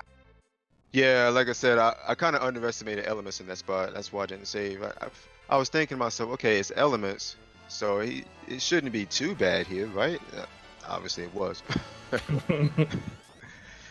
So then I just gotta learn to save more. But I don't know. Yeah, it happens. You played it Yeah. well. The next time though, Starvell up and reflect a few spells. Don't even let him get to the Rubicante spell phase. Yeah. But So I thought oh, go ahead. Oh, I was gonna say, so it sounds like you kind of were just metagaming off of Simbu's finish to go to the moon and check there, and that was the plan once you saw that. Oh, most definitely. Yeah. I saw Simbu's finish, and the only thing I could think of, because I haven't checked Tower yet, I've checked Luca and all the other places underground. Yeah. I'm thinking Darkness Crystal has to be at the top of the tower. He went Tower early, which is a good play, which I probably should have done, and went right to the moon. You know, it was the only way.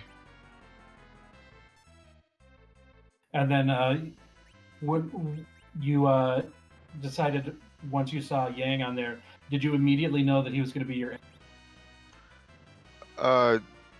Well, to be honest, I haven't kept track of everyone's agility, and I didn't have a curse swing, so I figured I'd just take the Yang and not level him up and just use him for my anchor. Yeah, those characters typically don't get a lot of agility anyways until like high 50s to get up to 28 kind of area. So Yeah. it's definitely a good idea.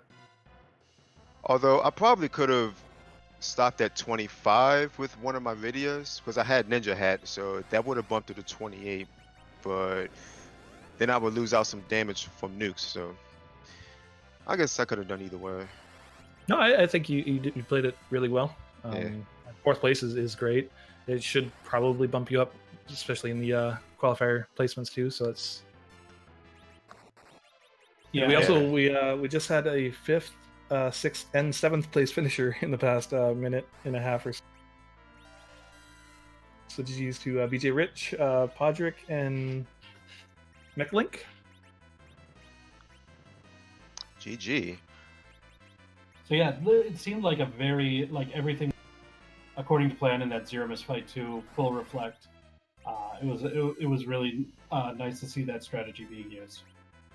Yeah, I kind of figured it was going to be a full reflect game as soon as I saw the first two characters. Yeah, how did you feel, by the way, when you saw the second Redia on Hobbs and then Palom and Baron in with Redia and Palom? Well, I mean, as soon as I saw him, I knew I was going to have a good time with the seed. I mean, they're not the worst characters to have, but, you know, and like I said, I knew I was going to have at least 3 of them around to do reflect strats. Yeah. Yeah, especially with Shiva and Hobbs, which is decent early, and then Leviathan pretty shortly after that. Yeah. Leviathan was at Antline. Yeah, it The was. summon, yeah.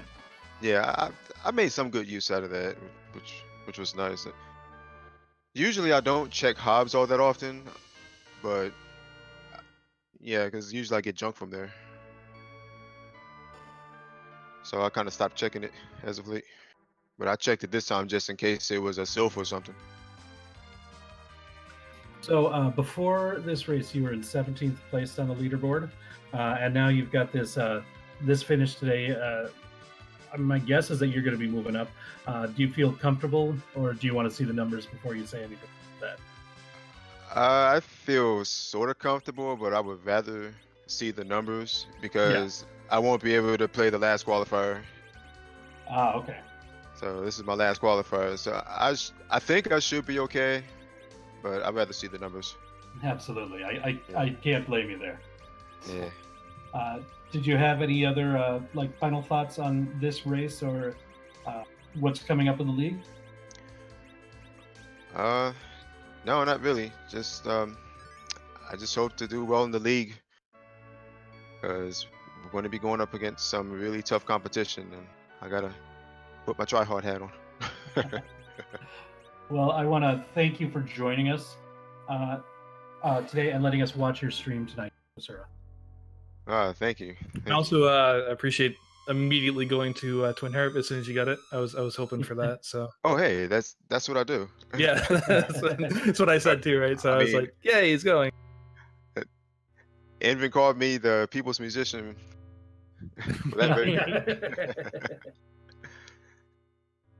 All right. Well, once again, thank you, and take care. Have a great day. Okay.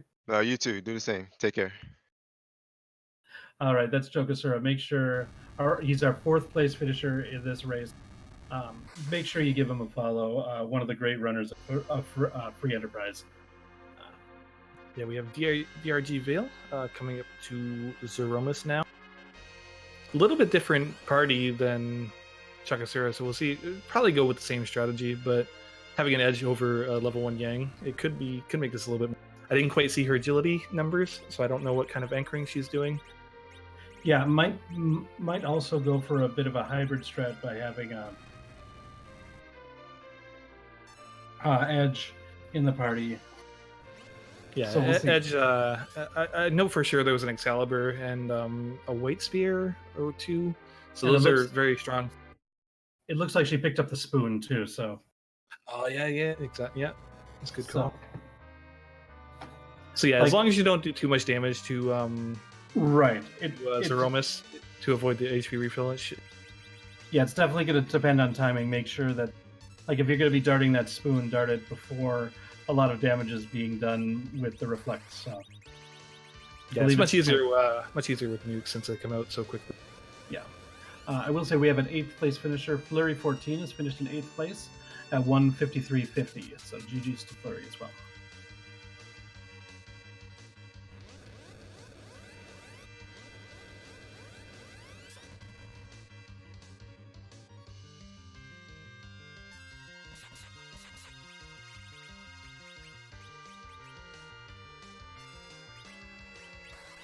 And a 9th place finisher, Rumblefish 82, 9th place at 155.47. So GG's to Rumblefish.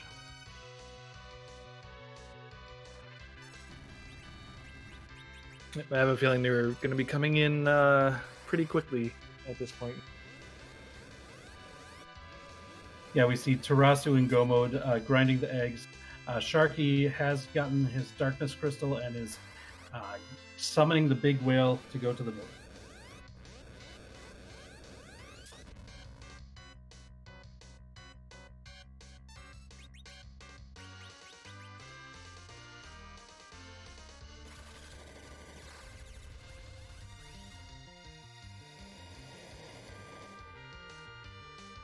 But Tirasu is definitely leveling his Yang.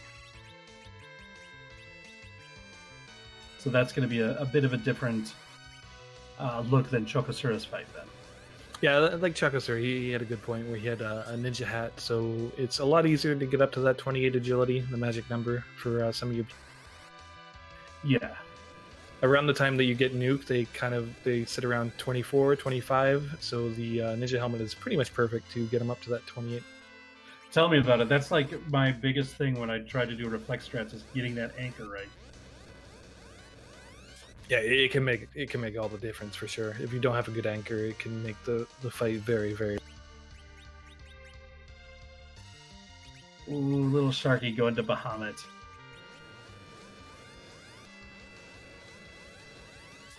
We know that's just going to yield a Protect Ring. It is the great divider. It's like top-down people against bottom-up people. It seems to be, very even split in who likes to go top-down, who likes to go.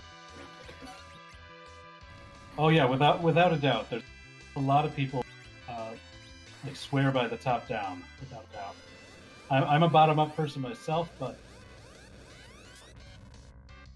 So we just had a 10th place finisher, Paranoia, 157.44, and 11th place finish. Oh, yeah, GG to DRG Veil. Sorry, I kind of said that one a bit early.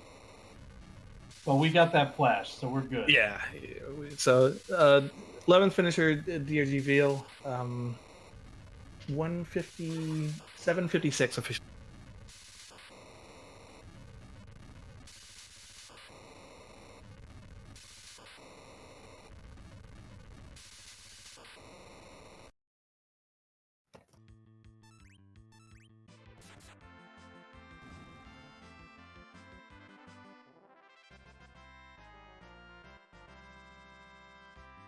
So we'll see if she wants to come in for an interview. Absolutely.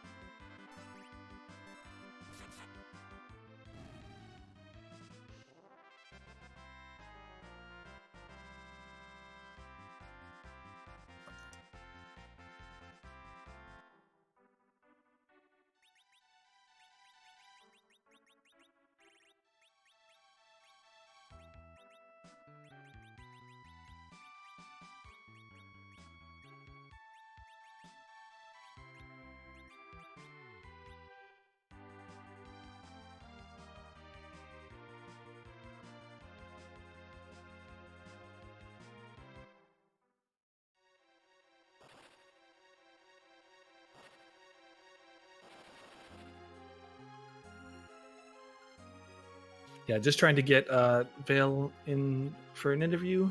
Sorry for the delay. Little Sharky, unfortunately, seeing the Protect Ring value from Gabe Baham. Not exactly what you want to see in this situation. Yeah, earlier in the seed, it wouldn't be that bad, but at this point, especially when you see finishes coming in, you just want pieces to go mode. Yeah, we'll see if Little Sharky continues top down to Pildim first, or if they go right down to D-Lunar / Pigs.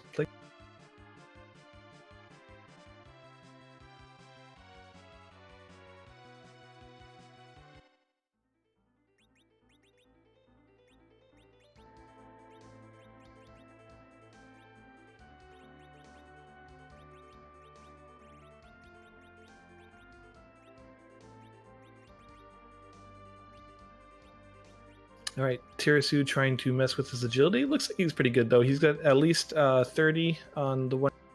See if he can do any better. There's a 28 magic number.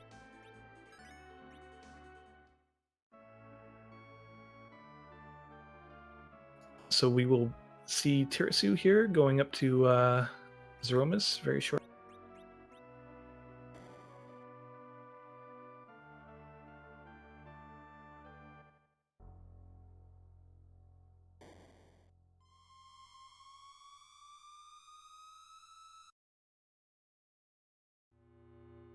And, thanks for your patience, everybody. We've got a little bit of a technical issue with asking Vale for the interview, so we do want to get her in if we can.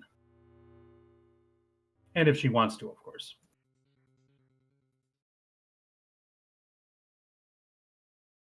And it looks like tirasu is ready for the Zemus fight, or as we know, the Yetimus fight.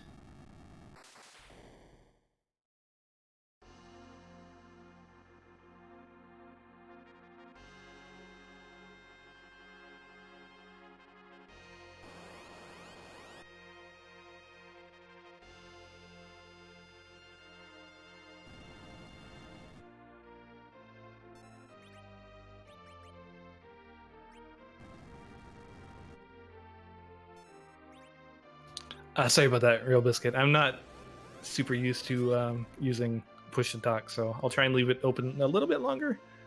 But yeah. Also, 12th place finisher, Dobby two-step. Time of 2:02:06. So GG's Dobby.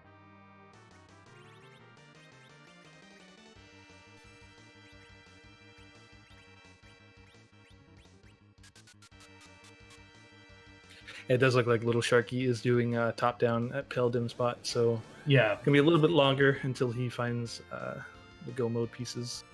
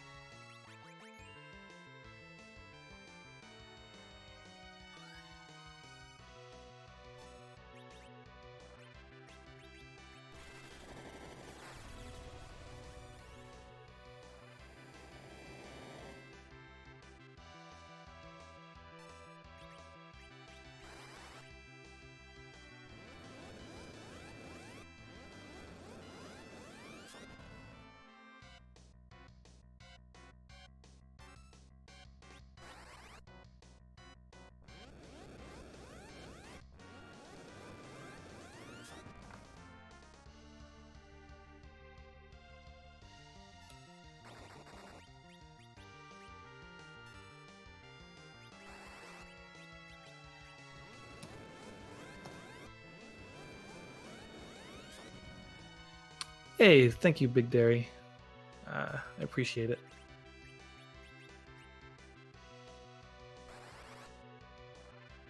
Yeah, we try our best. I'm glad that when anybody can appreciate what we do, of course. But the bigger credit goes to the runners. Yeah, a couple other people have asked that, Snark. I'm not too sure. I hope so. I wasn't around, unfortunately, back then for the news network, but I hear it was really cool. So hopefully someone starts it up.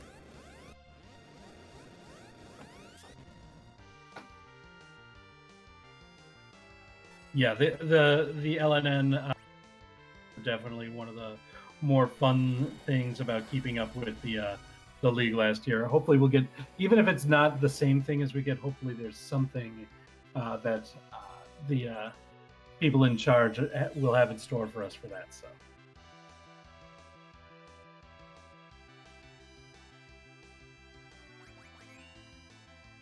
Ooh, actually, I just looked at Tirasu's screen, and a lot of people are taking a nap down there. Yeah, I wasn't paying attention to what happened, but I guess he got a big bang roll.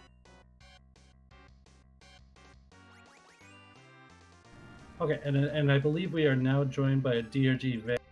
Vale, good GG on your run today.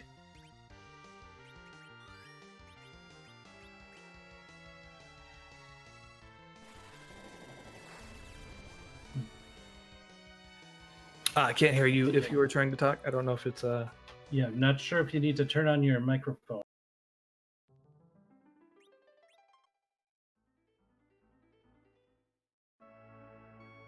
And Peasants OMFG's comment, Drain Spear is always value. That's the only way a run is validated, so Drain Spear is for everyone. Please. It's got monetary value at least.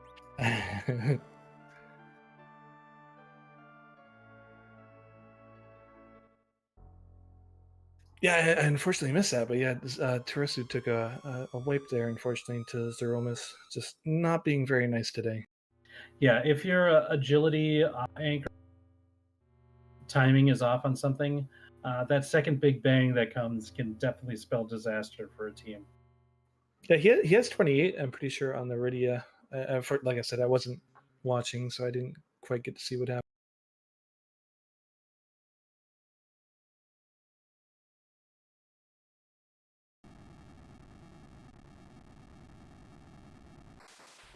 All right, am I working now? Hey, you're working. Hooray!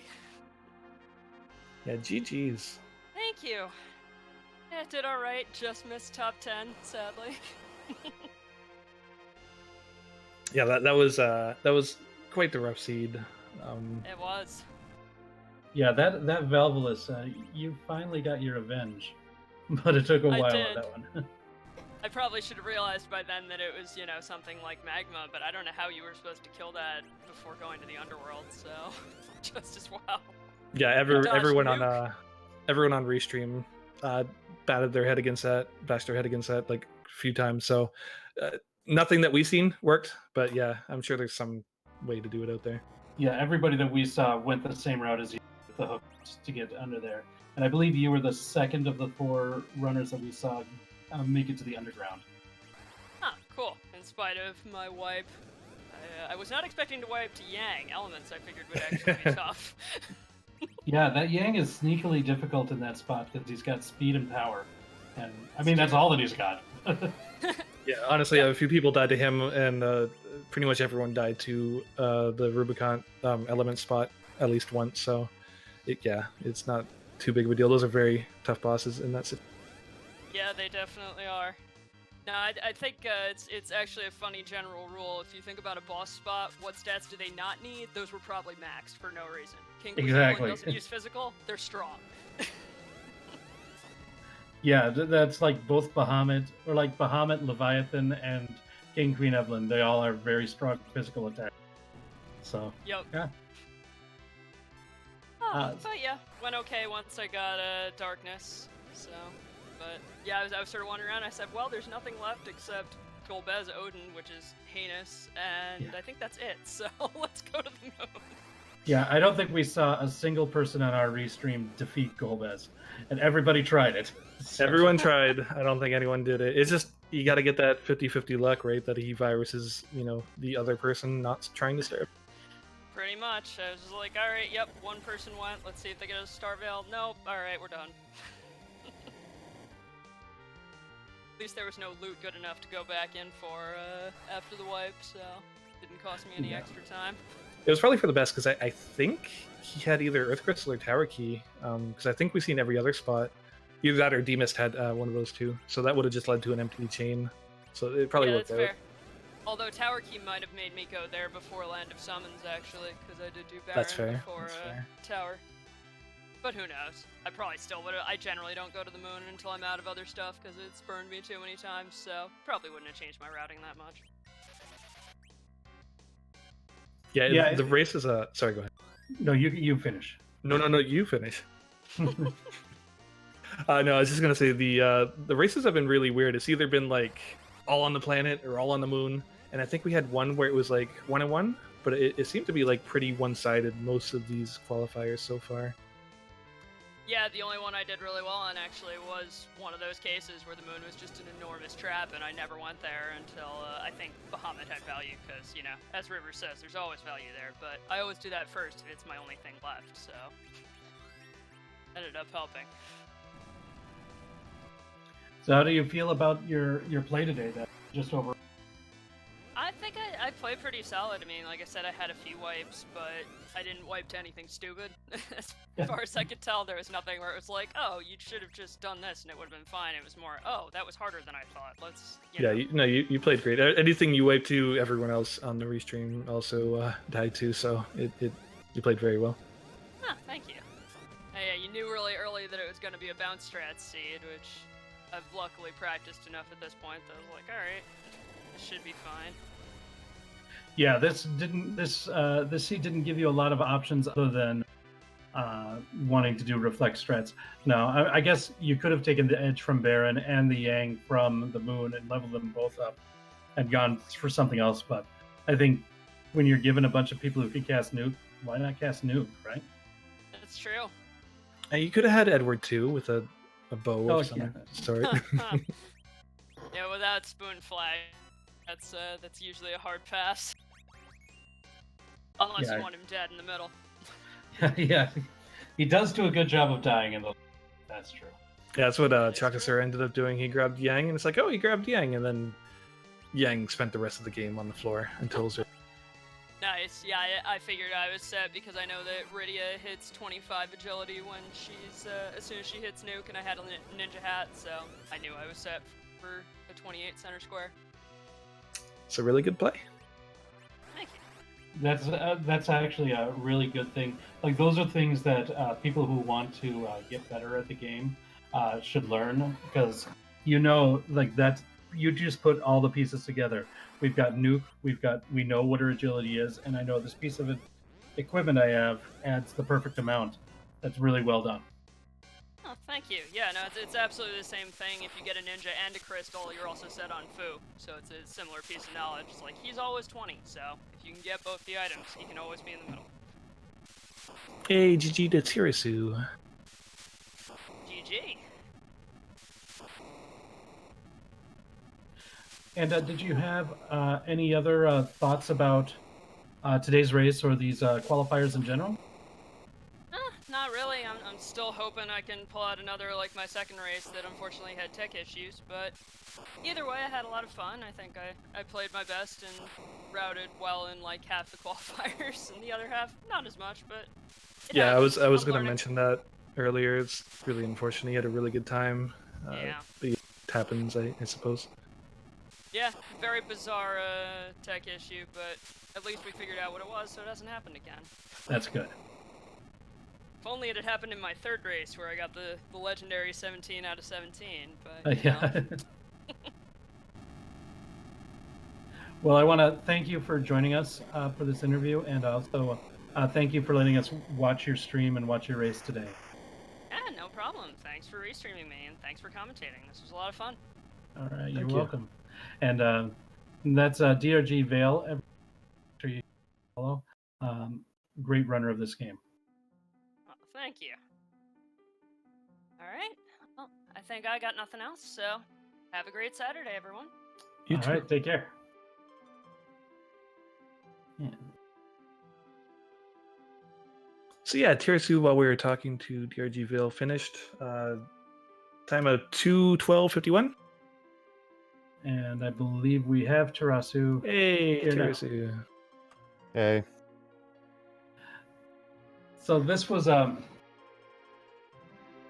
I wouldn't be surprised if you said that you weren't, like you had some troubles and had to backtrack a couple of times.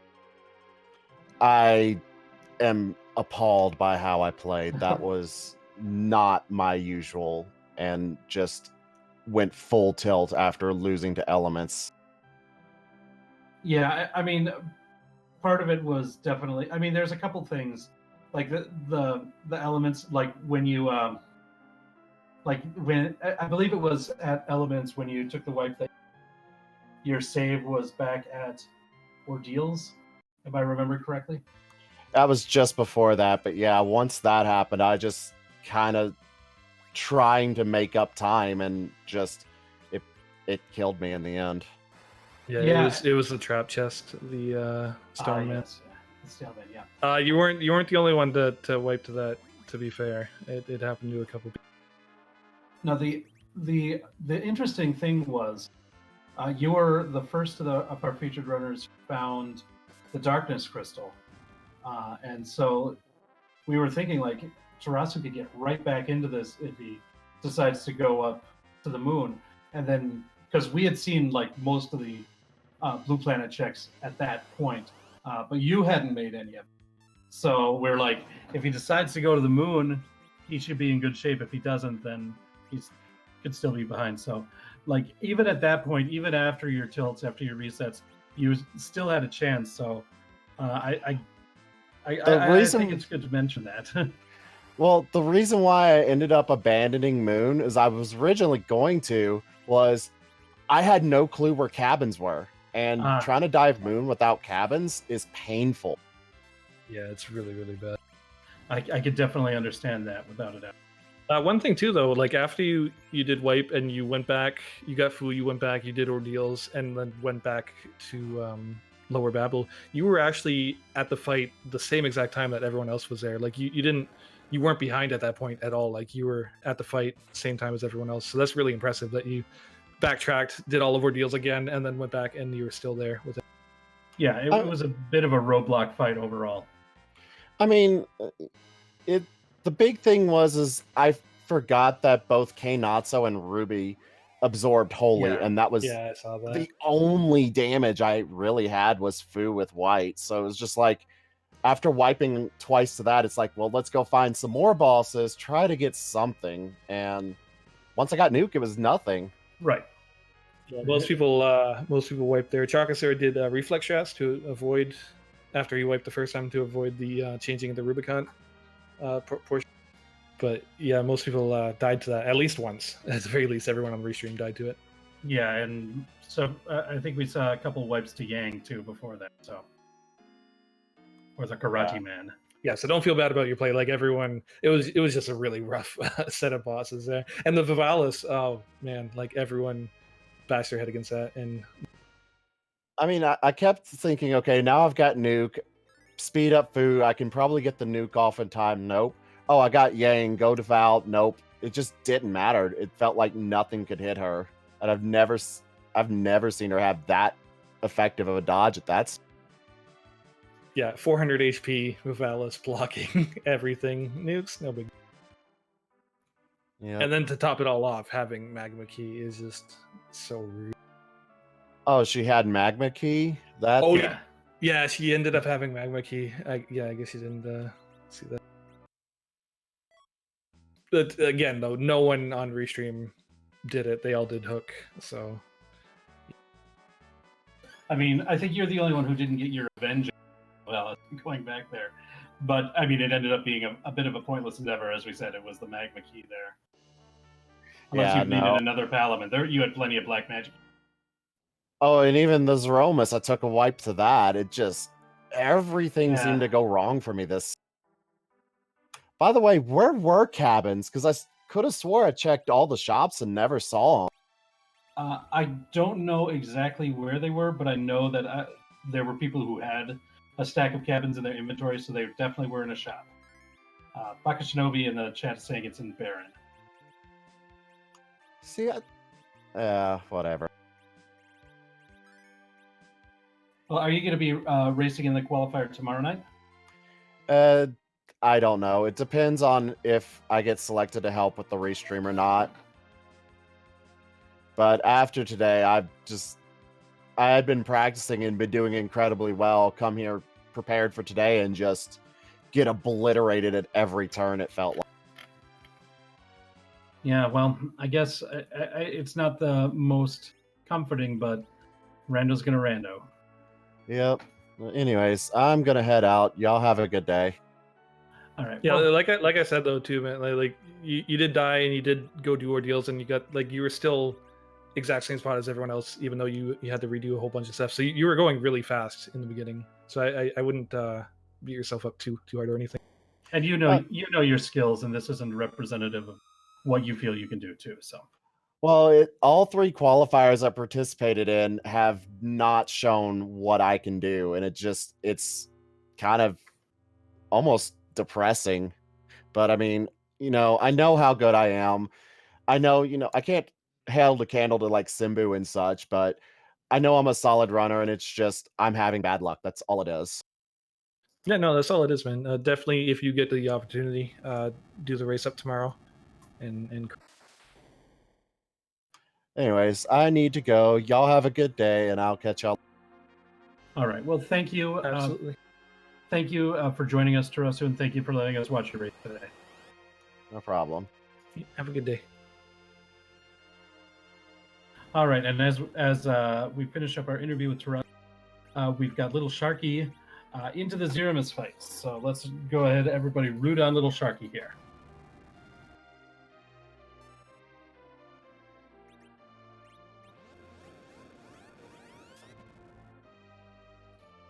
Little Sharkie, do. No one? Anyone? Not me. Hey, Moonblaze, yeah, there you go. I like there it. you go. I mean, I don't even know what you're talking about. So You haven't heard the Baby Shark song? I guess not, because I have no idea what you're talking about. Okay, yeah, it's just a kid's little kid's jingle that was a meme for a while there. It was very fair enough.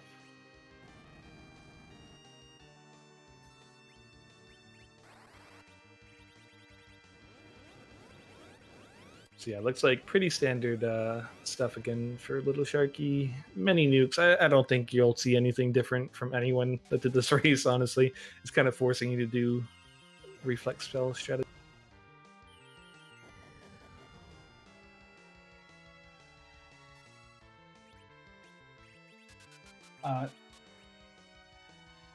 So we saw Fusa casting white instead of nuke.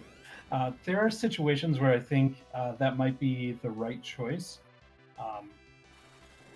If you found like no rods and you have a bunch of staffs, maybe a white robe that you could put on him, so his white magic stat is way higher than his black magic. But I think in general, with the high attack power and faster charge time, it's generally going to be better to cast nuke, especially in a fight where timing is important, like Zemus. That would be my recommendation. But just wanted to because I noticed that he used white there. No, I saw that too. I mean, both spells are very strong, but nuke, just how quickly it comes out, it'll do a little bit less damage than white typically, unless you have like a really strong rod. But it's just how quickly it gets cast is the big advantage that it has. Yeah, and especially with when you're on the brink of possibly a big bang like we saw unfortunately happen to Tirasu, you want to get as many of these spells out as quickly as possible.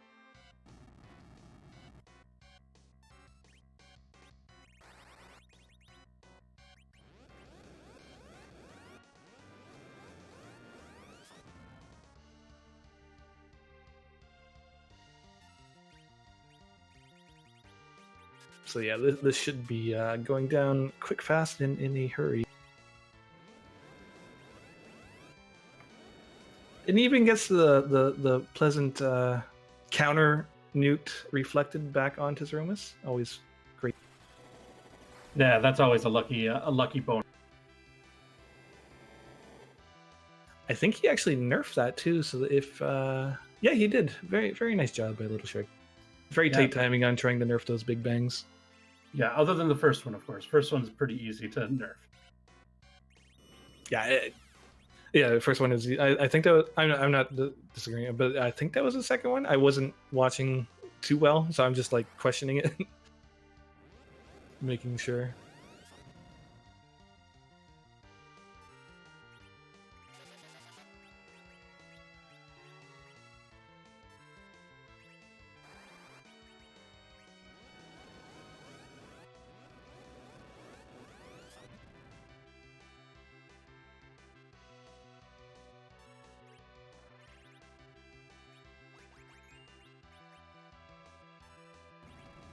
It's fine, Moonblazers. There's more videos where that one came from.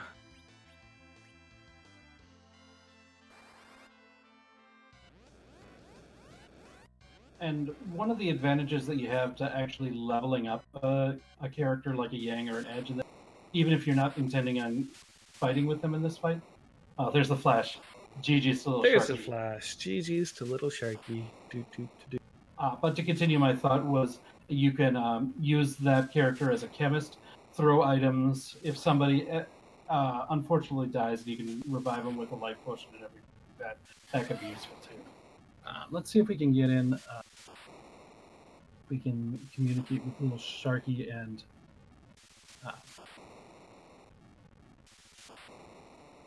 get him for an interview.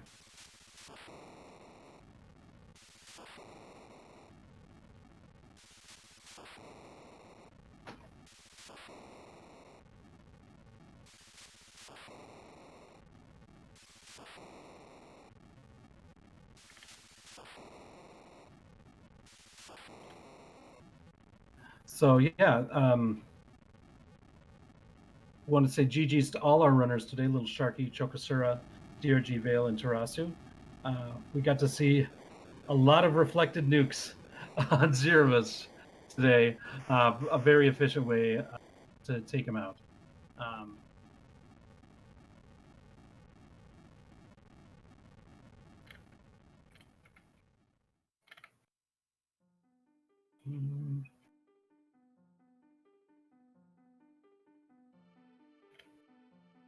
If those characters are walking to the moon, that's it's quite the walk. I mean, it looks like they get at least a few miles.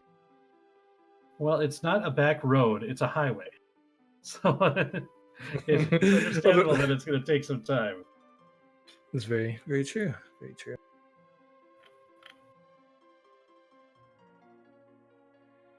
Okay, so we'll give a little bit more time to see if we can get in Little Sharky. And then after we speak to him, we're going to go ahead and send you on over to Bahamut X, who's running today too, so we can wish him some luck too as well.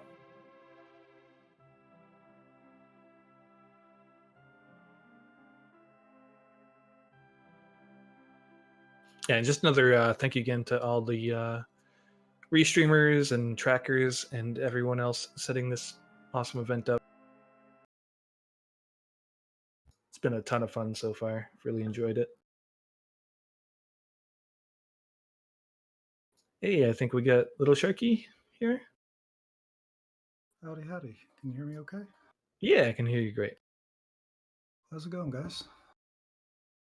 Not too bad. At least I finished. Yeah. that was quite the seed. That's Yeah, what did you think of it? I was pretty traumatized by the third qualifier and that hook seed, and then Oh yeah. fourth qualifier was another hook seed, and I started having flashbacks, and then this one was just. Yeah, I guess I'm getting used to it, but I don't like it. Yeah, I mean, I guess this wasn't technically a hook seed if you could have beaten that Valvolus. Oh, Nobody that we saw in the restream was able to beat Valvolus before going underground, so everybody went the hook route. Maybe if the Earth crystal had been somewhere, I could have picked up that cane at the top of the tower, because I saw him running around trying to power up Fu, but yeah, that was interesting. Yeah, you were the only one who decided to go the extra step of going up and beating the boss and not for even more Fu firepower before Elements fight. There were a couple of points in the past qualifiers where I'm not getting every last little thing there was before going through that hook set of hook bosses bit me, and okay, let's just try it. So I kept hoping for a Mist Dragon or literally anything, and just nothing. Yeah, I saw you grinding up to, I think, on Mount Ordeals with the Sirens and Liliths and stuff like that, trying to get levels. Was that for the... Or just for the hook route? I did that a couple of times because I found a Siren and went, I really don't trust this 30 HP on Rydia. Let me go try to do something with it. And then she died. And then I went back a second time. Before I've done life grinds on some of the stuff that's right there in front of those two bosses, and I realized I didn't have the strength to melee anything down. So I was just starving for experience wherever I could find it. Well, did you have any other final thoughts about this this race or the qualifiers in general? So this is a fun game, and it has a wonderful community behind it, and I really enjoy everybody that's here. That being said, you guys must be practicing how to roll the most difficult seeds imaginable. I can't imagine that this is just random chance. So it's been really tough the last 2 weeks, but I'm thankful. Yeah, we got some secret people that just habitually roll the worst seeds imaginable, and you pull them out for the qualifiers and make it interesting.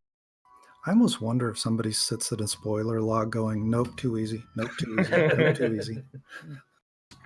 I definitely agree with you. We've had some really tough seeds these qualifiers without a doubt. But I also want to thank you for joining us, and thank you for letting us watch your run today.